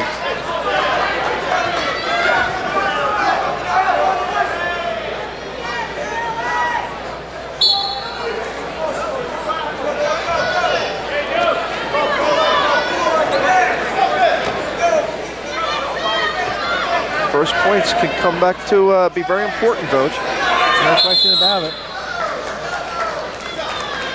1:20 left, no score, second period. Number 1 seed, Bill Sierra-Cincy. Number 2 seed, Bob Flegel. And of course, much chat on the fan forum about why that happened, but it was simply a vote, and the determining criteria was the head-up loss. And you see the first point and escape. Sierra-Cincy with the lead. Sierra-Cincy takes the shot here, though. Flegel fights it off. Well, Flegel, 2-time state place winner, John. He's going to know all you have to know out there about trying to defend himself. And he's been in this lineup since his freshman year. I don't know if he started out his freshman year, but he ended up getting into that lineup. Because I know he wrestled against Paulsboro, so yes, he did. He's been through some wars. Yes, he has, especially in the practice room the last couple of years, because Absegami had a number 1 team in the state the last few years, and the practice room sometimes was a much tougher competition than you would find out on the mat.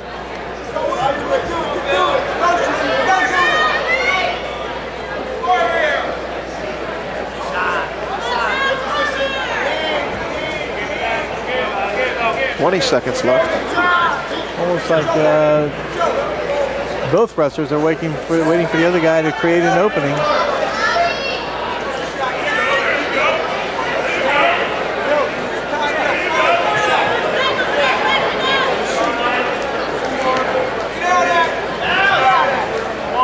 Of course, also votes Monday. We find out who the #1 team in the state is. It'll be interesting when they vote, huh?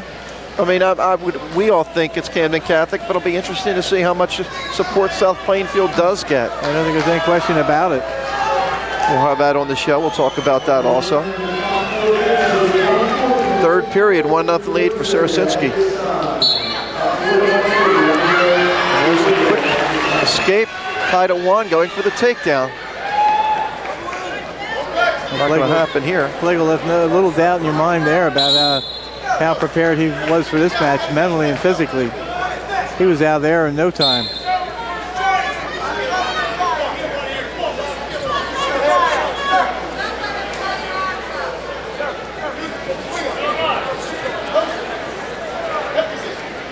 Sarasinski with a 13-4 win over Pat Bowen of Woodstown in his first match. 2-1 over Kevin Agresta of Williamstown in the semifinals. There's the takedown for Flegel. Oh my. 3-1 lead. He came very close to turning his opponent. Jeff Harris came back and beat Agresta in the Consolations to finish third.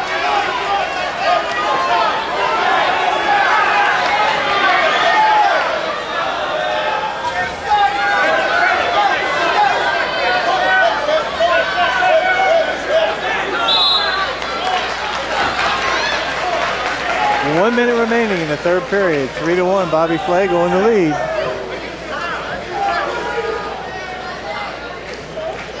I think you got to tell your wrestler at this point, try to ride as long as you can. If you have to give anything, give 1, not 2.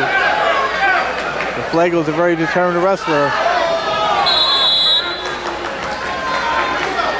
Got to be careful that he doesn't lift his man and carry him off the mat, because that could be called as well.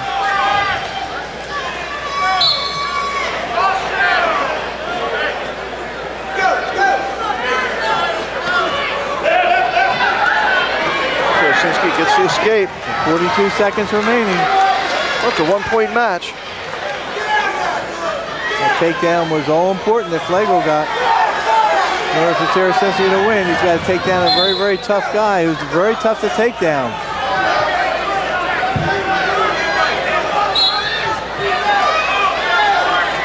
Well, the coaches are going to stay out on the mat because we have another Paulsboro Absegami matchup next. Black and Martell. 22 seconds left, 3-2 lead, Bobby Flegel.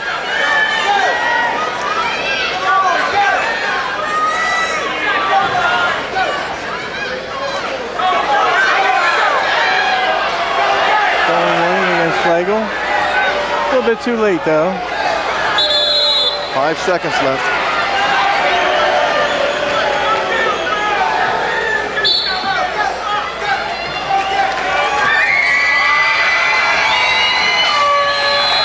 Final score, 3-2, Bob Flegel of Absegami. Champion. We'll take a break. We'll be back after this timeout.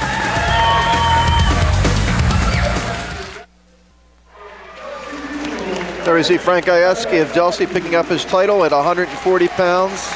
Frank Chambers of Winslow finishing second. Jeff Hamilton of Paulsboro third. As we get ready now for 152 pounds, Vosges. A couple returning region champs, Phil Black of Absegami, Chuck Martell of Paulsboro. Black, the #1 seeded wrestler, coming in this weight class, 27 wins, 3 losses this year. He advanced with a 541 pin over Joe Gamble of Lower Cape May, who wrestled back to finish third. An 18-6 major decision over Derek Brown of Pittman in the semifinal.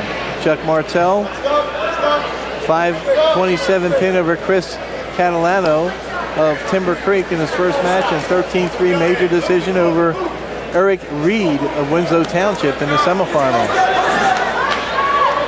Martell walks into the final with 98 career wins, 22 losses. Phil Black, a junior who still has another year, 86 career wins to this point with 17 losses. Oh, no, one thing I've noticed, Voj, is Martel's doing something he didn't do last time I saw him wrestle Black, which is the dual meet. Not this season, the season before. He's taking some shots early. And he's the aggressor, actually. Well, you have to be, because Black is very, very good on his feet. Black 7th in the state last year, as well as winning a regional title. 2-time district champion for Absegami. Martel last year defeated Ricky Carlson of Oakcrest 7-4 to win his title at 145 pounds. Black beat Billy Smashy of Delsey 7-2. We'll see Smashy at 160.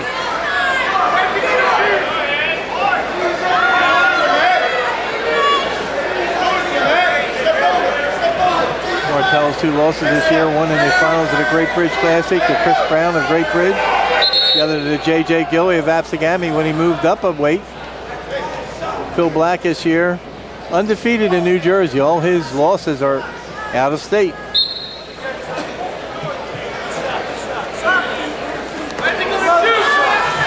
Once again, Martel with the shot. And he gets the takedown and a 2-0 lead. This is what he has to do, Voj. Well, he can be very relentless on his feet.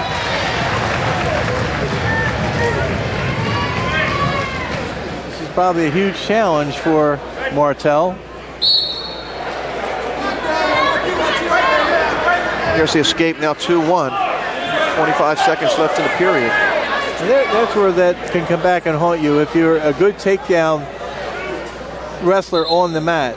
Once you get the guy on the mat, keeping him there for a while. You got 16 seconds left in this period. Now, if you can't get another takedown, you've got a 2-1 lead off your one takedown. Again, Martel taking the first shot, Black countering. You can see the strength of Martel here, though, Voj. Very strong. And he'll take a 2-1 lead in the second period. Look at the takedown. Just gets in on deep on a single, sucks it in.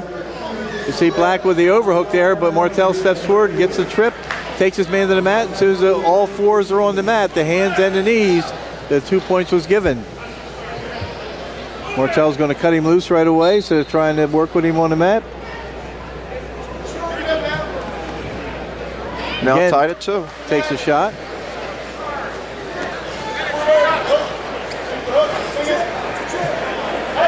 When you get crunched over like that, you're susceptible to an ankle pick. And that's what Gene Barber is just telling Black. He motioned to him, and he went, swoop in the arm, ankle pick. Look for the ankle pick.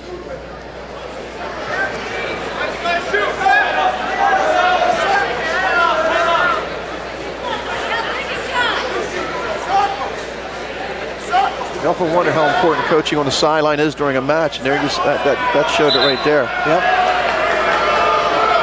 The Absegami crowd's going to get a little restless there. They'll want a stalling call pretty soon. That's the way that Martel can prevent the stalling call, by being an aggressor when he has to be. Show that he's taking some shots.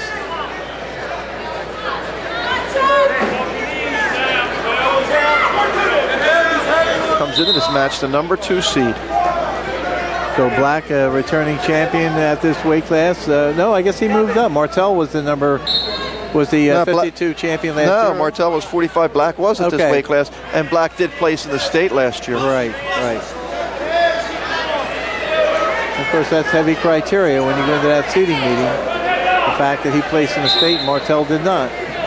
Stalemate. Ron Roberts, the official on the mat, in charge.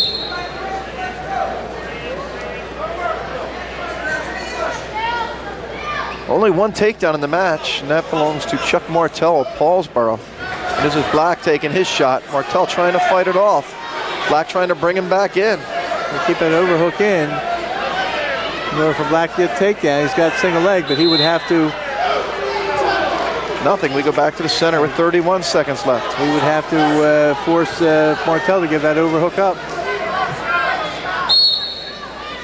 This is when it's a dangerous time, John. Late in a period where 2 points would loom so large at this point. For either wrestler. Correct. Especially with Martel probably starting on the bottom in the third period. Black would love a takedown here. Give him a little leeway. course, Martel would want that 2-point lead with that point sitting right there in the third. Martel, Black took a little peek at the clock, John. He looked up there and on that spin around and see how much time was left. They're right on the line. Is it safe to take a shot without being countered? Well, we go to the third period. Martel chooses bottom. You've seen Martel a lot, Voj. How is he on the bottom? Looks like we might cut him. I don't know. We'll see. Well, I would think you cut him loose because at this point here now, you just keep putting the pressure on, and if you do keep driving the man off the mat, you're going to get a stalling call. Again, Martel has to put himself in a position where he can take some offensive shots on his feet. Again, he's crunched over. That sets him up for that ankle pick, John. You see Gene Bart, well, you can't see, but the camera can't see, but I can see Barber motioning again, I should say, to Black about that. Moves right there for him to take. Again, Martel in on trying to get in on a single, and then if he can spin around out of that, crossface, pick up an ankle, spin behind, he can get a takedown. He might get a stalemate here, maybe not.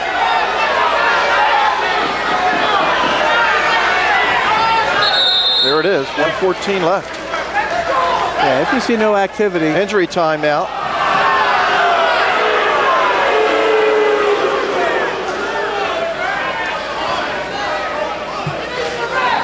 Chuck Martel uses the injury timeout. Gives Phil Black some time to think what he has to do. And Phil Black questioned the official, I think, when you saw that call. How can he take an injury, though? What did he hurt? Of course, you can coach in the corner during injury timeouts, which you weren't allowed to do before. You see Dean Duca and Tony Chilla in the corner.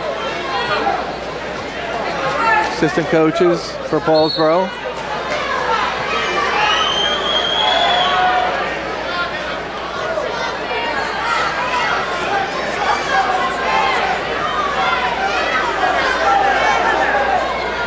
Coming down to a minute left in the match. There's a takedown from Martel. Big takedown. That's huge at this point. 5-2. He should try and keep him there, Voj. He just cuts him now. 5-3. Kind of surprised he let him go so quick. Well, his strong point is not really riding. His strong point's on his feet, so you got to be careful. If Black spins behind, he'll get a takedown. Now we're tied at 5. Now what do you do if you're Black? You try and ride him out the last 35 seconds? I think you have to. I don't think you got... Well, his corner's telling him to cut him loose. Cut him loose. 34 seconds to go. If they cut him loose, he's got to take him down. And no one's been hit for stalling yet. Remember that. Crowd saying no. The Absegami fans are saying no, no, no. 6-5 lead Martel. And he goes in on the shot. That was not a strong shot. He's got to get around a single leg, I think. 21 seconds left. He's got to get in. He can't use an injury timeout or he's going to give up the choice. To Black. Black takes the shot. He's got that leg. Martel, nice job fighting it off. 15 seconds. Stall warning against Martel. Stalling warning with 12 seconds to go, John. Martel takes the shot again. All he's got to do is hold on. If Black can spin around and get the takedown, he's going to win the match, but Martel's holding on. He wins the match. Oh, brother. Number 2 seed over the number 1 seed. Oh, brother. 6-5, Chuck Martel over Phil Black of Absegami. See one of the coaches going over, giving the officials in the way scannel, saying something, but I'll tell you, nice job. Amazing. Hey, give Martel credit. He went out from the beginning, took some shots. I think it gave him some confidence. Oh, absolutely. No question about it. No question about it. Second champ for the Red Raiders. The second match in a row where the number 2 seed has won, and the number 2 seed of 45 was Flego of Absegami. The number 2 seed here was Martel. Amazing. Here we go, Voj. Not sure if we're just looking at the end. This is the takedown. There's the takedown. By Spin Martel. behind. Black took the shot. Now Martel here is not going to hold on to him very long. He's going to cut him loose.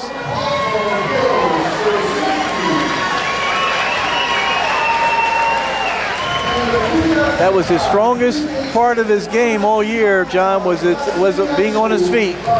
There we see the 145-pound champs. Bobby Flagel, the champ at 145, a 3-2 winner over Bill Sarasinski. Harris of Winslow finishes third.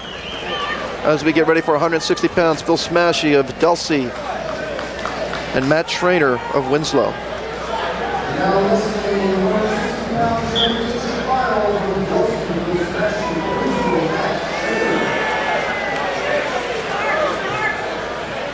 As we talked about Smashy last year, wrestling Black, losing 5-2 or 7-2 in the final last year.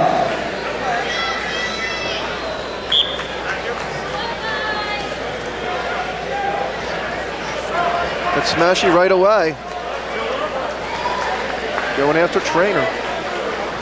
Trainer coming in 26-6. 26-6. He got here by winning his first match 8-4 against Mark Clement of Deptford. Won 12-8 in the semifinals against Mike Winkelspeck of Williamstown. Smashy's road to the final was a 7-2 win over Pat Byrne. That avenged a regular season loss. And then 6-4 over J.J. Gilley of Absegami, who ended up being third and earned a trip to Atlantic City. A little revenge for Trainer. He lost to Winkelspeck 10-6 in the district final last week. It's amazing how a week changes a lot.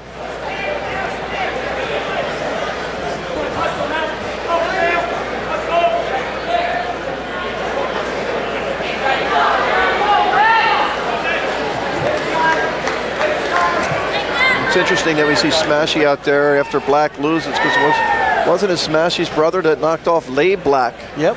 One of the biggest surprises in wrestling in the last 10 years.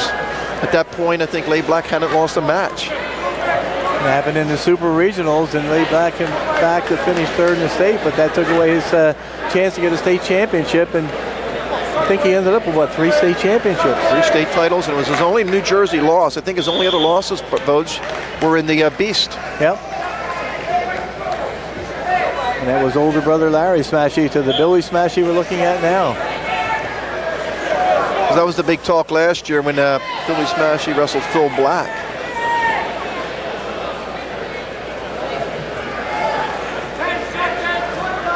No score. You have 7 seconds left here in the period.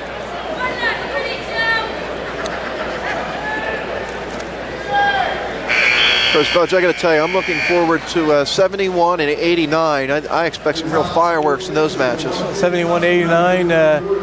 Even 215. 215, there's an undefeated wrestler going. Sure. And a heavyweight, anything can happen. Smashy takes bottom. Good position to be in when it's a 0-0 match to start the second period. Well, I could get that first score if you can, and it's coming right here with an escape. Smashy this year, as we mentioned, lost to a wrestler from Point Pleasant Borough by 2 points, lost to Pat Byrne of Paulsboro by 1 point on a locking hands in the second overtime. And he also lost to Trainer. Lost to Trainer 11-9 in overtime. Trainer's losses this year, 2 losses at the Beast of the East. Lost to Josh Corona, the top seed. Joe Dahlfield, Scott Giffen, Mike Winkelspeck. Everybody's lost to Scott Giffen this year. Scott Giffen's a good wrestler from the Eastern. Greg Sawyer, of course, the coach of Delsey High School and one of the better young coaches in South Jersey. The state runner-up 1 year. In the all-Gloucester County final, losing to Lopez, I think, of Washington Township, you're right. And you talk about wrestlers wrestling on one leg. Wasn't a matter of fact, I think Sawyer was injured in that match. Yes, and you know, we talked to Steve Isles about that, and you know, he has such passion for his wrestlers, and very courageous. Some of the performances that have come when Steve Isles was the head coach. Right now, 1-0 lead. Bill Smashy. So a lot less points scored in this match than the first time these two guys met up this year. Why do you think, Vogue? Just a big stage, you don't want to make a big mistake? Well, you don't want to make, mistakes here can be lethal. There we go, look at that. Oh, nice move by Smashy. Smashy's on top of his game right now, John. Absolutely, and he loves to just keep him down here in a 3-0 lead going into the third period. You only got 15 seconds to do it, so you want to tie him up and keep him down.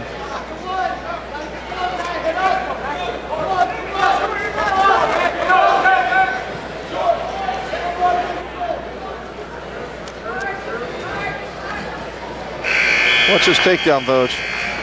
I'm not sure if Trainer slips or he just off balance or what.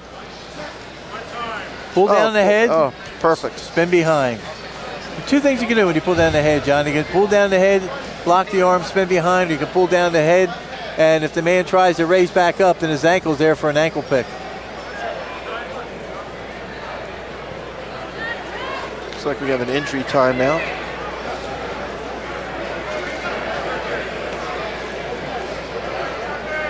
Two minutes wrestle here at 160 pounds. A lot of close matches, Vogue. We had that one pin by Galloway, but I'll tell you what, a lot of tight matches in this finals. Well, and you get this far. You want to go to Atlantic City as a champion out of the region. You get a much better seated position if you go as a champion, especially if you've been there before.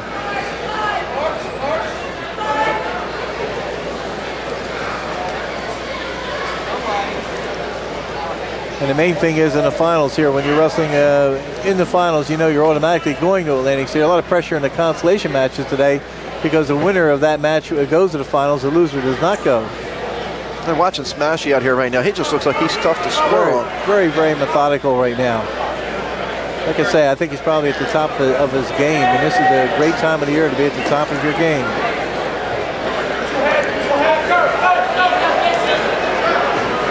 Thinking exactly what he has to do. If the man stands up, exactly what do I do? There's a perfect counter. It's nice. They stay in bounds. The clock keeps moving. Now they go out. 1:08 left. 3-0 lead.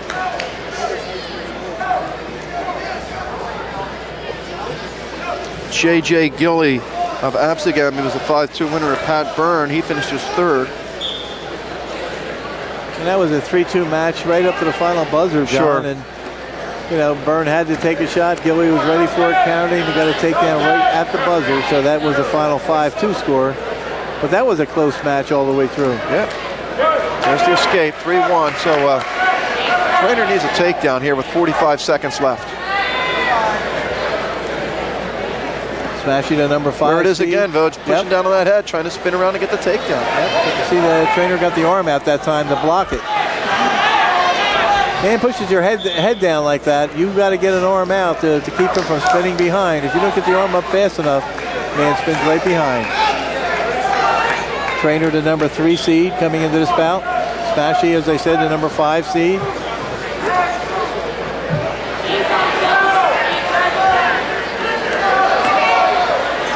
There he goes again, pushing down on the head. Shoves him out, 17 seconds.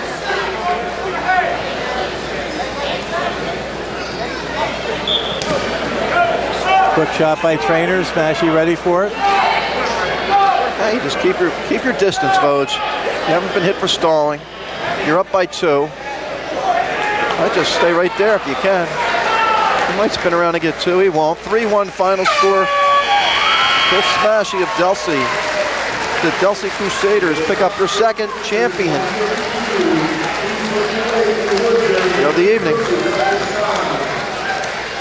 We'll take a break. We'll be back after this brief message.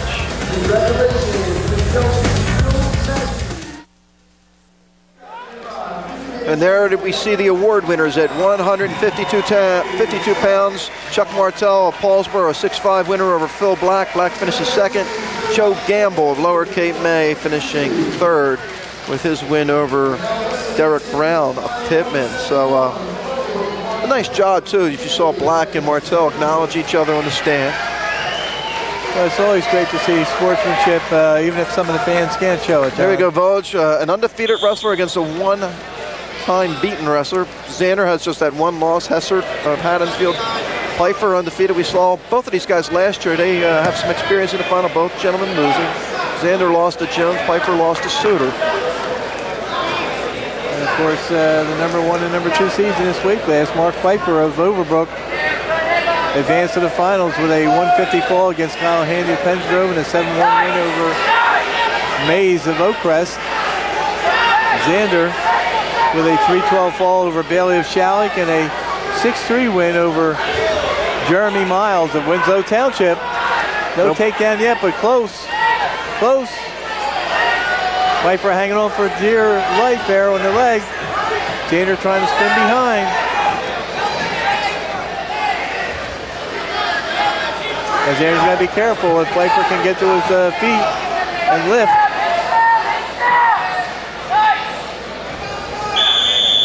Out they go. Of course, Pfeiffer wrestled Jeremy Miles in the district finals in a close one, 7-6. As far as Xander, he picked up a major decision over Dawson, Nate Dawson of Paulsboro. And there's the takedown now. 2-0 lead, Xander. Xander picked up his 100th win earlier in this tournament. Has 100 career wins with 19 losses going into this bout. Pfeiffer, 96 career wins with 11 losses going into this bout. 2-1 on the escape. As you mentioned, Pfeiffer's lost to no one this year. Xander to that Patrick Hessert of Haddonfield, 9-6.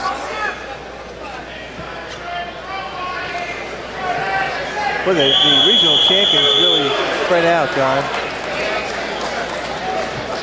2 for District 32, 2 for District 31, 2 for District 29, and 3 for District 30. And we have 29 and 30 going at it here.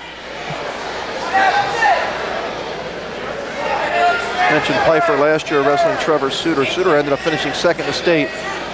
Beat Pfeiffer 8-2 in that match. And of course, Xander wrestled that Vince Jones, I think was pinned in his final after having just an unbelievable district tournament. Pfeiffer has choice in the second, defers. Xander. Well, the last regional champion for Gateway, John, back in 1988. 1988. Who was that? 145-pounder by the name of Mark, M-A-R-C. Mark was 19, really? I saw Mark in attendance today. He's here somewhere. That was 1988. I pictured Mark a little bit older than that, to be honest with you. Hans Van Brill, the coach of Xander, the regional champion, as I mentioned earlier, in 1971 at 123 pounds. But Mark White, the last time somebody stood on the top of the podium for a Gateway wrestler. Little blood timeout for Xander. Now we're back to wrestle. Xander on the bottom to start the second period. He has the only takedown and a 2-1 lead. As we mentioned earlier, his brother Harry competing this weekend in the Spindle Athletic Association Championships, the national qualifier. See a caution against Pfeiffer. Switches sides. Almost moved a little bit too fast there. He's right on the whistle.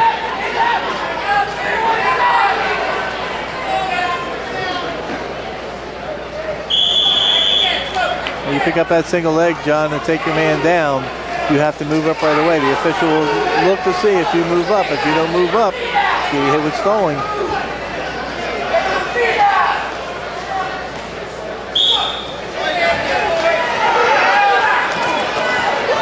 Nice job by Pfeiffer the following trip. Xander, by the way, goes to school at Gateway. We mentioned Corey Wilson, who wrestles for Gateway, goes to Woodbury. Xander goes to Gateway. He's going to be going to the University of Pennsylvania. Not bad. I attended University of Pennsylvania back in 1982 or 83, though, so I worked there for a while. You didn't actually think I attended there for academic reasons, did you? Pfeiffer doing a nice job on top. Well, when I was in college, I had to do a paper, and as part of my research was on the University of Pennsylvania. Now there's the escape. 3-1 lead. 3-1. At some point, Pfeiffer's going to have to take Xander down, barring any penalty points, or I guess could have a reversal. Well, I think somebody as astute as Xander knows that when he's on top in that last period, you want to give up one, not two. That's the main thing.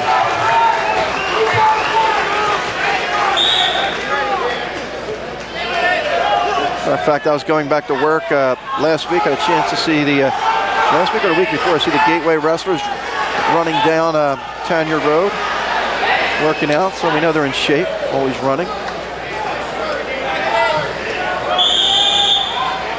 21 seconds left in this second period. Xander with a precarious 3-1 lead. Pfeiffer starting to put the pressure on, John.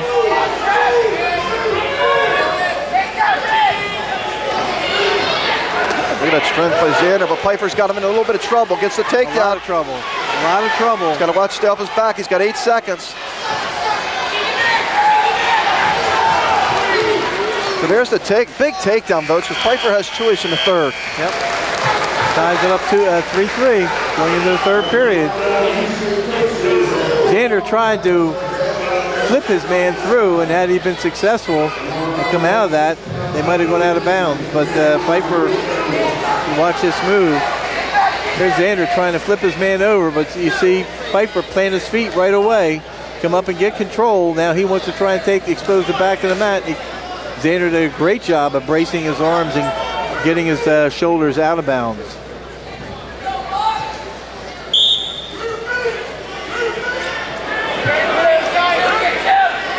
There's the escape, 4-3 lead Pfeiffer. Well, they each have a takedown, so a takedown's going to decide this match, it looks like. Does Xander have another one left in his repertoire? Pfeiffer this time taking the shot. Got that single. If he lifts the leg up and gets a trip, he comes down in control, he can get the takedown, but they go out of bounds.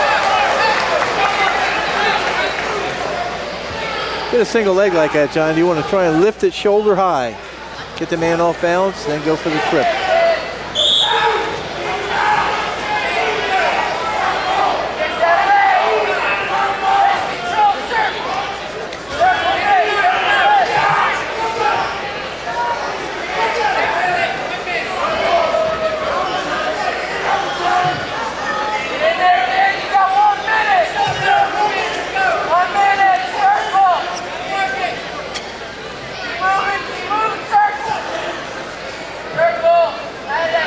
Xander in that semifinal, the 6-3 semifinal win over Jeremy Morrow, scoring all 6 points in the third period.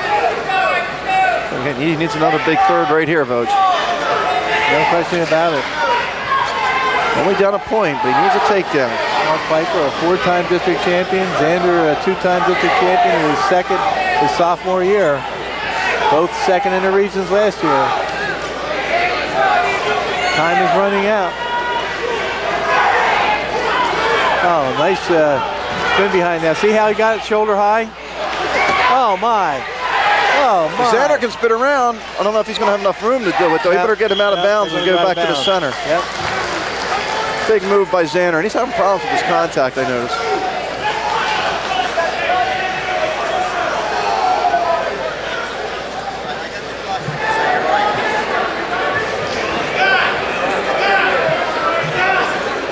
Seconds left.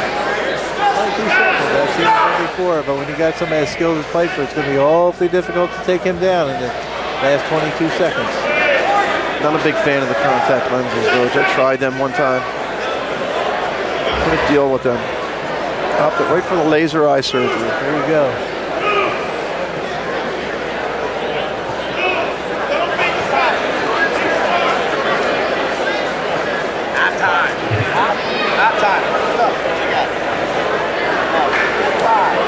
Contact problems are part of the injury time, so the injury time is too short. Falcon standing there with a clock. Reaching a certain point, you got to be able to go, or you cannot continue to wrestle. 22 seconds, all or nothing now for Xander. He takes the shot. 14 seconds. Might get a stalemate here. Usually they call stalemates kind of quick in this situation. Not going to do it this time. Now they do. A lot of times you'll see in a close match or a big match, they don't wait. Yep. 7 seconds remaining. So Xander, you might as well go for it all. Go for the throw. He's going to run out of time.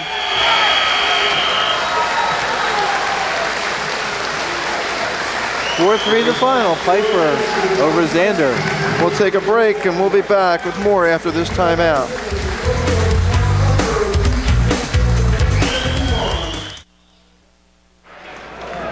160-pound champ right there. Bill Smashy of Delsey. Matt Trainer of Winslow second. J.J. Gilly, Absegami third. Our champion, by the way, for Overbrook, John, was the 16th championship that an Overbrook wrestler has won. The last one was Gary DeBrielle in 1999 and 2001, a two-timer. Okay, don't blink. Here we go. Wilcox and Jones. And Jones already has pinned Wilcox this year. But Wilcox has been wrestling really well, Vogue, of late. And, yes, Jones had a battle in his semifinal match. Well, to tell you, Mike Wilcox, the number 2 seed, got to the finals with a 45-second pin against Ed Seeley of Gateway. And gets the early takedown. Trying to put Jones in a little bit of trouble. I was telling everybody today, Vogue, a little earlier, that the last 2 times I saw Jones, he's been put on his back. Last year in the state final, and then today. It doesn't seem to bother him one bit. Wilcox advanced to the final with a 15-4 win over B.J. Riley of Overbrook. Vince Jones, as you mentioned, a returning state champion, a technical fall in 5:26 over Ellis Hester of Paulsboro, and 20-4 the final score. Then a 5:55 win over DeJuan Collins of Deptford, and as you alluded to, Jones was on his back a couple times in that match and ever so close to being pinned. Yeah, was losing at one time, 10-1. Eventually it was tied before he came back to win that one by pin. 2-1 right now. Mike Wilcox this year with 3 losses going into this bout. He lost to Walsh Jesuit wrestler in the Beast of the East, ranked 2nd in the country, to Vince Jones, the state champ, and another time by a reaction disqualification. He got poked in the nose and retaliated, and he got caught. And 2 of those losses are in the Beast. And one of those losses was to the eventual champion, Vogue. Right. And the losses for Vince Jones to Pat Flynn in the Beast of the East and Patrick Bond from Great Bridge. And the loss to Pat Flynn was avenged because Vince Jones came in 3rd in the Beast of the East. Yep, beat him for 3rd place. Vince Jones with 132 wins going into this bout with 12 losses. Wilcox going in 97 wins, 20 losses. I was checking yesterday online. A couple of the national rankings have Flynn, I think, ranked 11th in the country, and Patrick Bond is ranked number 1. In the country? Yeah. Jones has Wilcox in trouble now, Vogue. Oh, my. And he's so strong when he gets you in this position. Oh, my.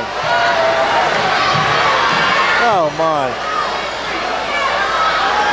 Wilcox is in deep trouble. He's going to have the clock on his side, though. Oh, my.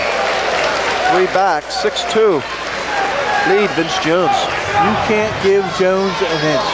That's the thing, man. You take him down, he doesn't panic.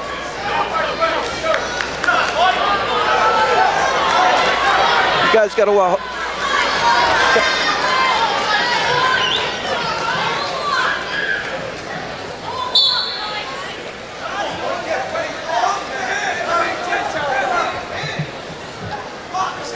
Jones on the bottom to start the period with a 6-2 lead.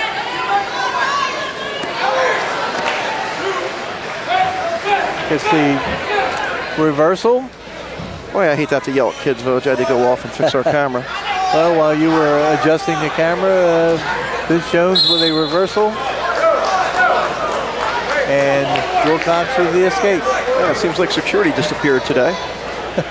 Koss is going to has a complaint here, or a question. He's got a face.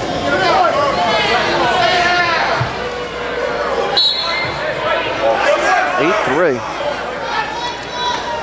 Jones right back in. But Wilcox not backing off an inch, John. You're running into a buzzsaw here.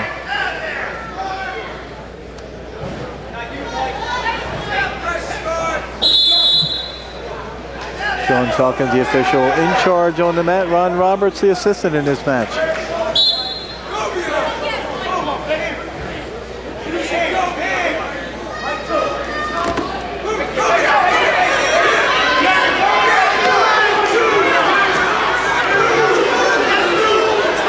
Two points given to Wilcox, but Jones is trying hard to come out of it. Yeah, he could pin him right here, Vogue. Oh, he does. Oh, my. Defensive pin. Oh, my. I don't know if it was a defensive pin as much as the pressure that Jones applied to him. I don't know if it was a Peterson or what. We are obstructed here.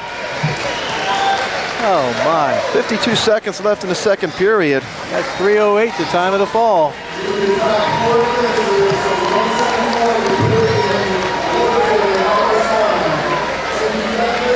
He is an outstanding wrestler, there's no doubt about it. That's why he's ranked 5th in the country. And to come back like he did against DeJuan Collins, to have the kind of a tournament he had, a tech fall, a fall. And there we see the winners at 171 pounds. Pfeiffer from Overbrook. Got an early jump on his win. And a lot of people bailing out. I guess they wanted to see that Vince Jones wrestle. It's bad for the 2 remaining matches, the kids that have to wrestle. But I'll tell you what, getting out of the parking lot, I sure appreciate it. Ever try and get out of here, Voge, right after a match? Should have been here last night. No, I shouldn't have, Voge. Went to South Philly, had a nice Italian meal. Is that the meal you were going to take me out for? No, Voge, I have that all set up. I'm taking you to Sullivan's Steakhouse, my favorite place in Delaware, just the 2 of us. We'll talk wrestling all night, have a good time.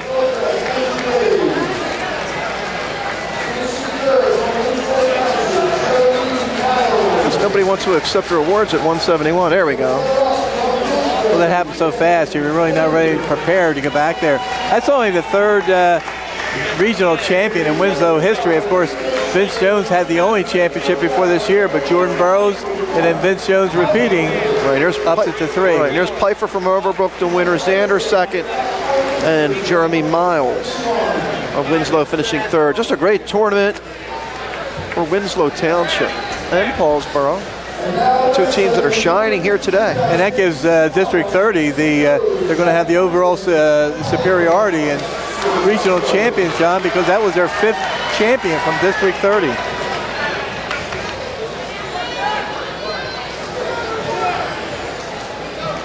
Well, that should be a good one, an interesting one. Jack Corcoran of St. Joe Hamilton and Alex Silvestro of Paulsboro. We know a lot about Silvestro, Vogue. We've seen him a lot in the last 2 years. Corcoran, only a junior. He's only wrestled 2 years because of an injury. Missed all of last season because of an injury. Alex Silvestro has been a starter since he was a freshman at Paulsboro. Silvestro, the number 2 seed in this tournament, comes in with a 5:24 fall over Greg Clendenning of Clearview, and then a 1:32 fall over Bob Tanner of Washington Township. Corcoran, the number 5 seed, even though he came into the tournament 27-0, a 2:46 fall against Charles Weber of Woodstown, and a 3-1 win over returning regional champion Paul Zamanek of Buna. And he gets a early 2-0 lead on Silvestro with the takedown. The only loss for Silvestro this year in the Great Bridge Elite Classic Finals, losing to Brent Jones of Robinson, Virginia, 6-5. Jones is ranked 3rd in the country right now.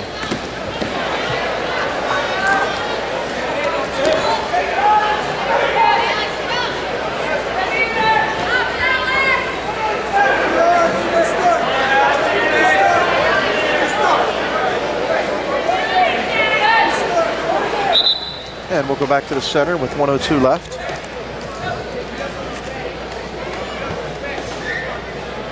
Silvestro last year placed 4th. 58 wins and 7 losses coming in this bout in his career. Interestingly, as a freshman, Corcoran was 21-2 when he got injured and could not continue to wrestle. So he has 50 wins and only 2 losses in his 2 varsity years. Let's Silvestro go. 2-1, 47 seconds left.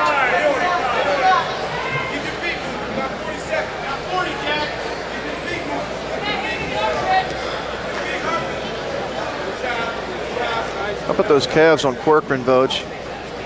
That was vintage John Vogeding, 1957 kind of legs there. Well, I understand quite a football player too, Corcoran. So, I mean, he's got a well-sculpted body. That shows some interesting quickness.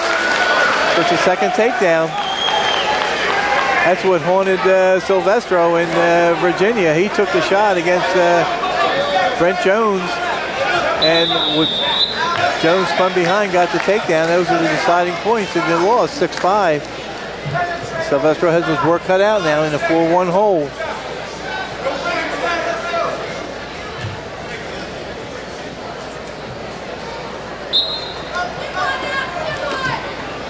And I know you're going to dig up St. Joe region champs for us, Vogue, as we go to the head to the second period, a 4-1 lead for Corcoran.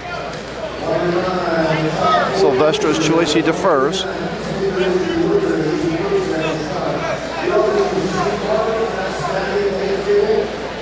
And Corcoran says, I'm going to take neutral.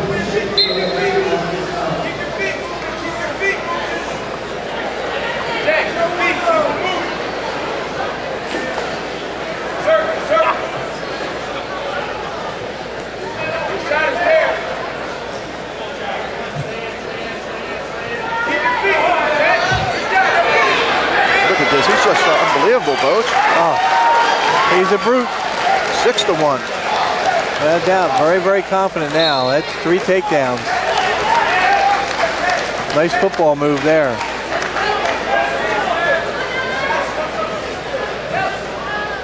There's those calves. There's those calves you're talking about.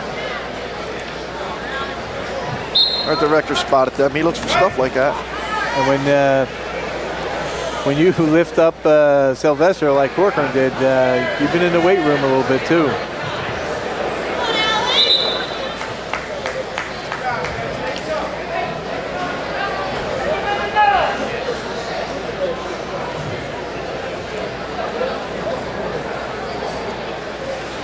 Going to see another freestyle start. He's definitely confident on his feet, though. It's 3 takedowns. Silvestro's what, Vogue? 6'3", 6'4"? I would say probably 6'3", 6'4", yeah. Don't know officially, but it's a nice height.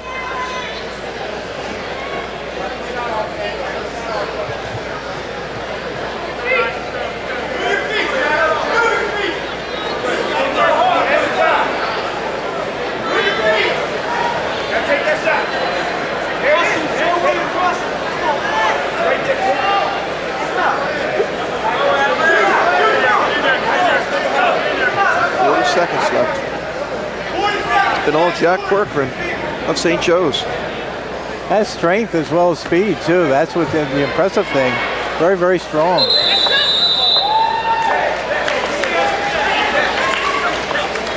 .29 seconds left in the second period. Silvestro behind by 4 points, 6-2. Our scoreboard has 4-2. It is 6-2.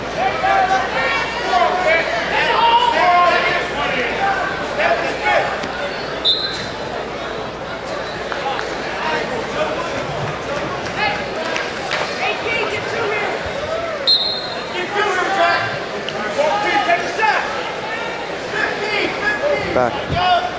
I'm letting everybody know I'm back, Coach. You're back.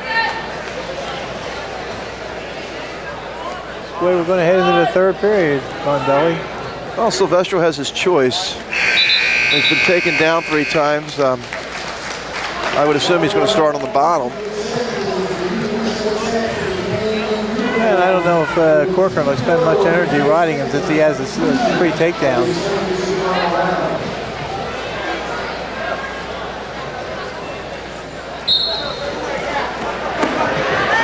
He's going to try and ride him for a little bit, Vogue. Hey, knock off as much time off that clock as possible. There's the escape now, 6-3, 1:45 left.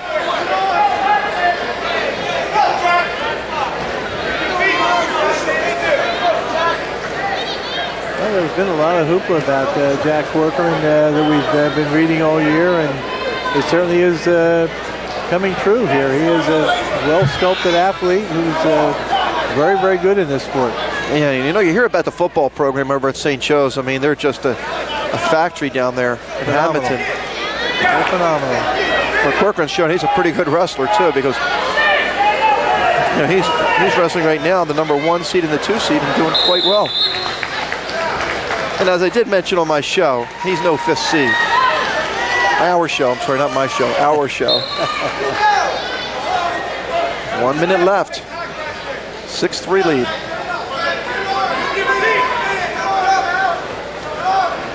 Well, you learn from these kind of experiences, John. Corcoran the junior, Silvestro the sophomore, both will be back. And both will get to compete next week. In the state tournament in Atlantic City, starting on Friday night at 6 o'clock. What a showcase of talent that is, John. Got some returning state champions coming back.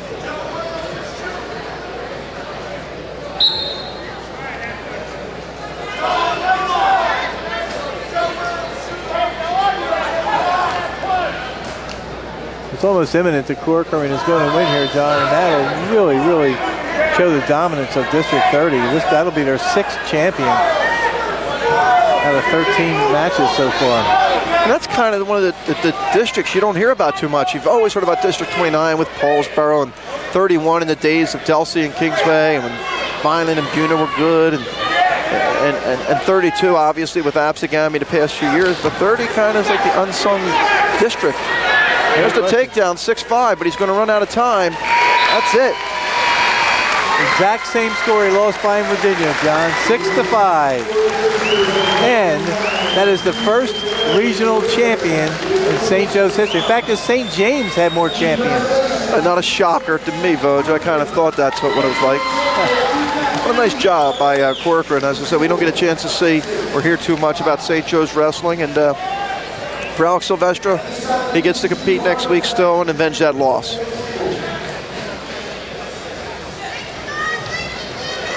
We'll get the award winners, I guess, for what, 189. We'll get to see Vince Jones. I did want to mention Mike Toomey of Kingsway did wrestle back after losing on Friday night. Came back with a vengeance, Voj, and placed 3rd. Did an outstanding job.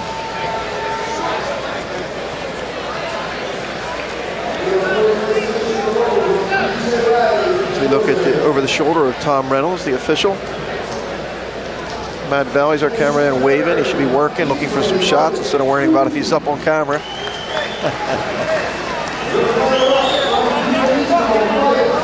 Anyway, Mike Toomey finishing 3rd. Mike Wilcox of Buna 2nd. And there's your champion, Vince Jones of Winslow Township, with his pin in the final. Right now, I would think an early possibility of an outstanding wrestler award. Martell maybe got to be in the running. Martell, I don't know. Vince Jones, I mean, even though he was getting beat pretty bad, he did end up pinning that guy in the semis and pinned in the final. Oh, yeah. And he had a tech fall against Alice Hester yesterday, I think it was. All right, here we go, the final bout in the Region 8 tournament. These are the heavyweights. Demetrius Hester of Paulsboro comes in as the number 2 seed. John Price of Washington Township. He knocked off the number 1 seed. He was a 4 seed. He's number 4. Hester, 30 wins and 1 loss coming into this bout. Had a 121 pin against Bill Ordecki of Clayton, a 238 pin against Mickey Akins of Delsey. John Price, a 304 pin against, well, actually, he was a runner-up in the districts. He had to wrestle the Augie DiBernardo of Deptford. He pinned him in 32 seconds at a 304 fall against Alan Wright of Oakcrest, and then a 1-0 win over LaTwain Galloway of Winslow Township. Galloway came back to take 3rd place.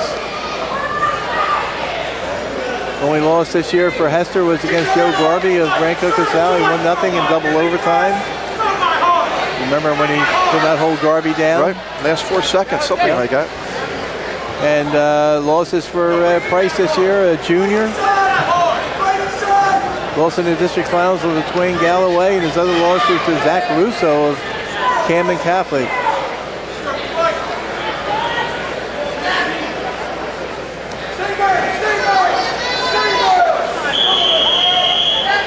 This could be a low-scoring one, Voj. Kind of figures to be. The only way it can end other than low scoring is if one gets the other one on his back. Right. If one has leverage, the other one has a little bruteness to him.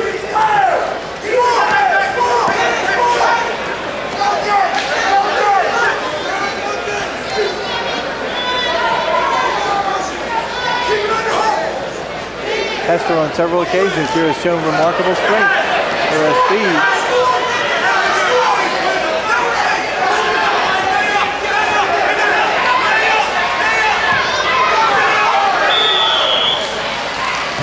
And we go back to the center, neutral, 7 seconds left, scoreless first period.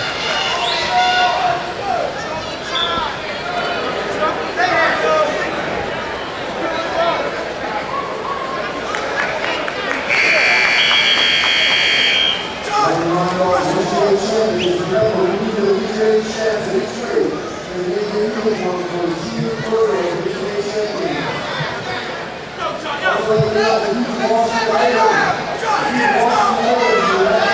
Hester starts on the bottom. And quickly gets out. The escape and a 1-0 lead, 5 seconds into the second period.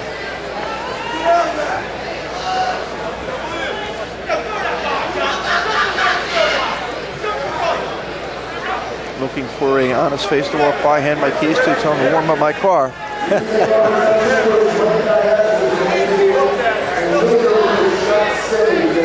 third trip to Absegami this year, Vogue. I mean, more trips to Absegami, I think, than Kingswood or Paulsboro. I mean, 3 this week. 4 this week. One for the CD meeting, one for the Tuesday night session, one for the Friday night session. Oh, there's Hester with the takedown. 3-0. Price did the right thing there by bowing down right away, or he could have been in deep trouble. And Hester has to break him down. Price has leverage, so he doesn't want to let him get up to his hands and knees. Let's mention the Washington Township coaching staff, though. It's Ralph Ross Jr., his first season at his alma mater, and his assistant Brett Fetty, that standout, at one time standout, I should say, at West Deptford. Of course, once this season's over, Vogue, they gear up for another season of coaching girls volleyball at GCIT.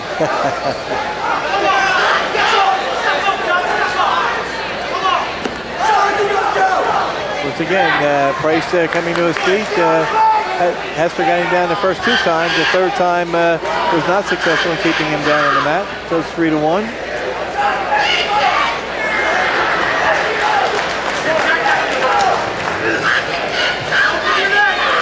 These guys just love to go for the big throw, and this time it doesn't work for Price, and Hester gets the takedown. And they escape now 5-2. 20 seconds left in the second period. I don't know what the percentages on those big throws work. Now, how about that? My. Hey, looked like a 103-pounder trying to pick that ankle there, Vogue. Yep. Nothing's going to come out of it. Except to impress me. 13 seconds left. Hester appears to be hurt, too, Vogue.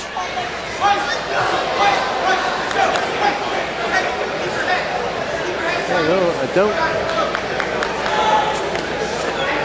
Might be where he landed, how he landed.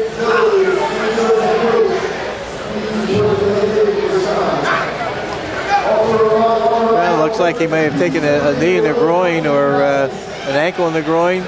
He's in for the takedown.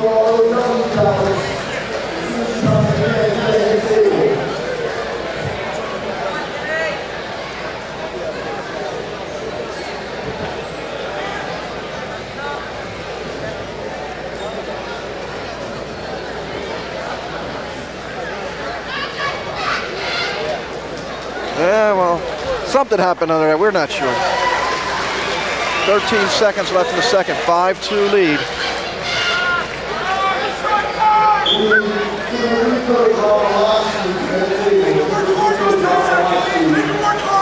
Hester.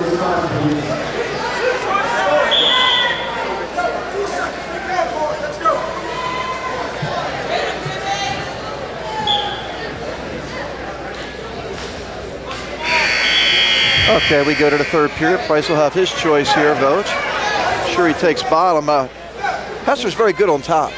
Well, got 2 choices here. You either try and break him down right away, or don't expect expend a lot of energy in doing it. If he gets the man flat on the mat, he has some nice pin combinations from the mat. But again, he's dealing with leverage and height. 5-3. And Price gets up to his feet, use that height as an advantage to get the escape. Both of these guys should be back next year. Hester's a sophomore, Price is a junior.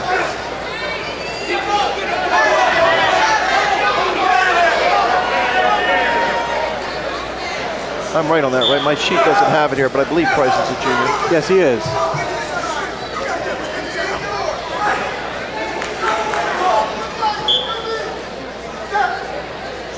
And both, I presume, football player. Well, I know Hester's a football player. I presume Price is probably a tackle for Washington Township's football team. Can't imagine Tom Brown letting someone of that size in school get away from him from the football field.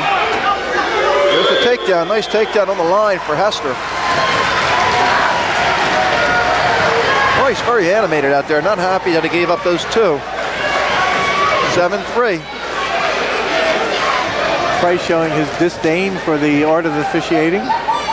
Or maybe he's upset with himself. We're not sure. Caution on Paulsboro. Hester didn't hear the whistle. Or it's caution green, he said. Which is Hester. I'm used to seeing Paulsboro wearing the green anklet. That's true.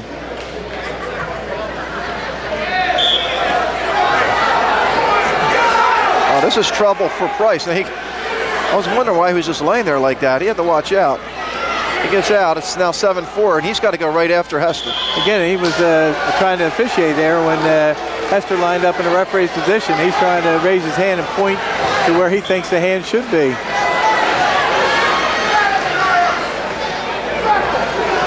Price seems to be a very emotional wrestler. Sometimes that's good, sometimes that haunts you.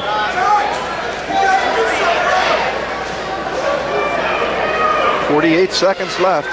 Hester with the 7-4 lead. Price leaned over that time, gave a little headbutt to Hester just as the whistle started to blow.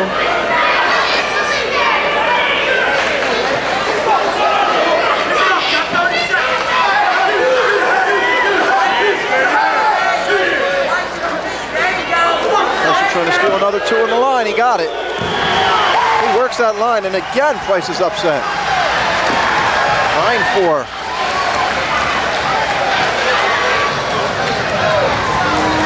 One point for unsportsmanlike conduct for whatever Price said as he got up off the mat and came back. Coach Ross is coming over to the table.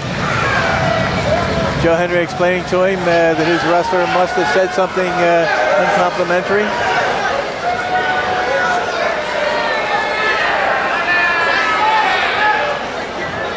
But anyway, it's a 10-4 lead for Hester. He's going to cut his man loose. Probably the smartest thing to do at this point.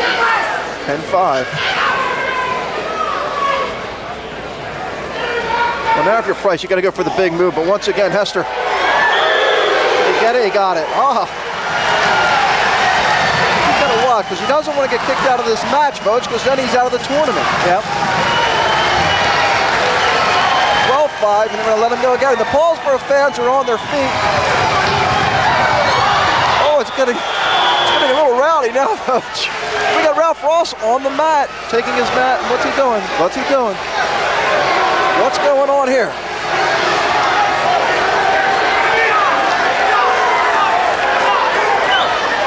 Paul Marina's telling his guy to get over to the side.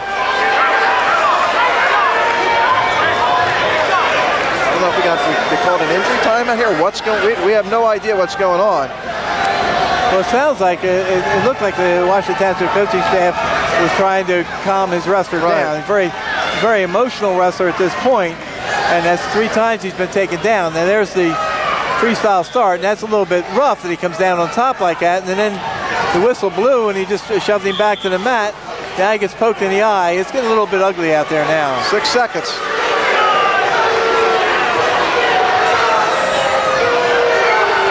Stands just looking on.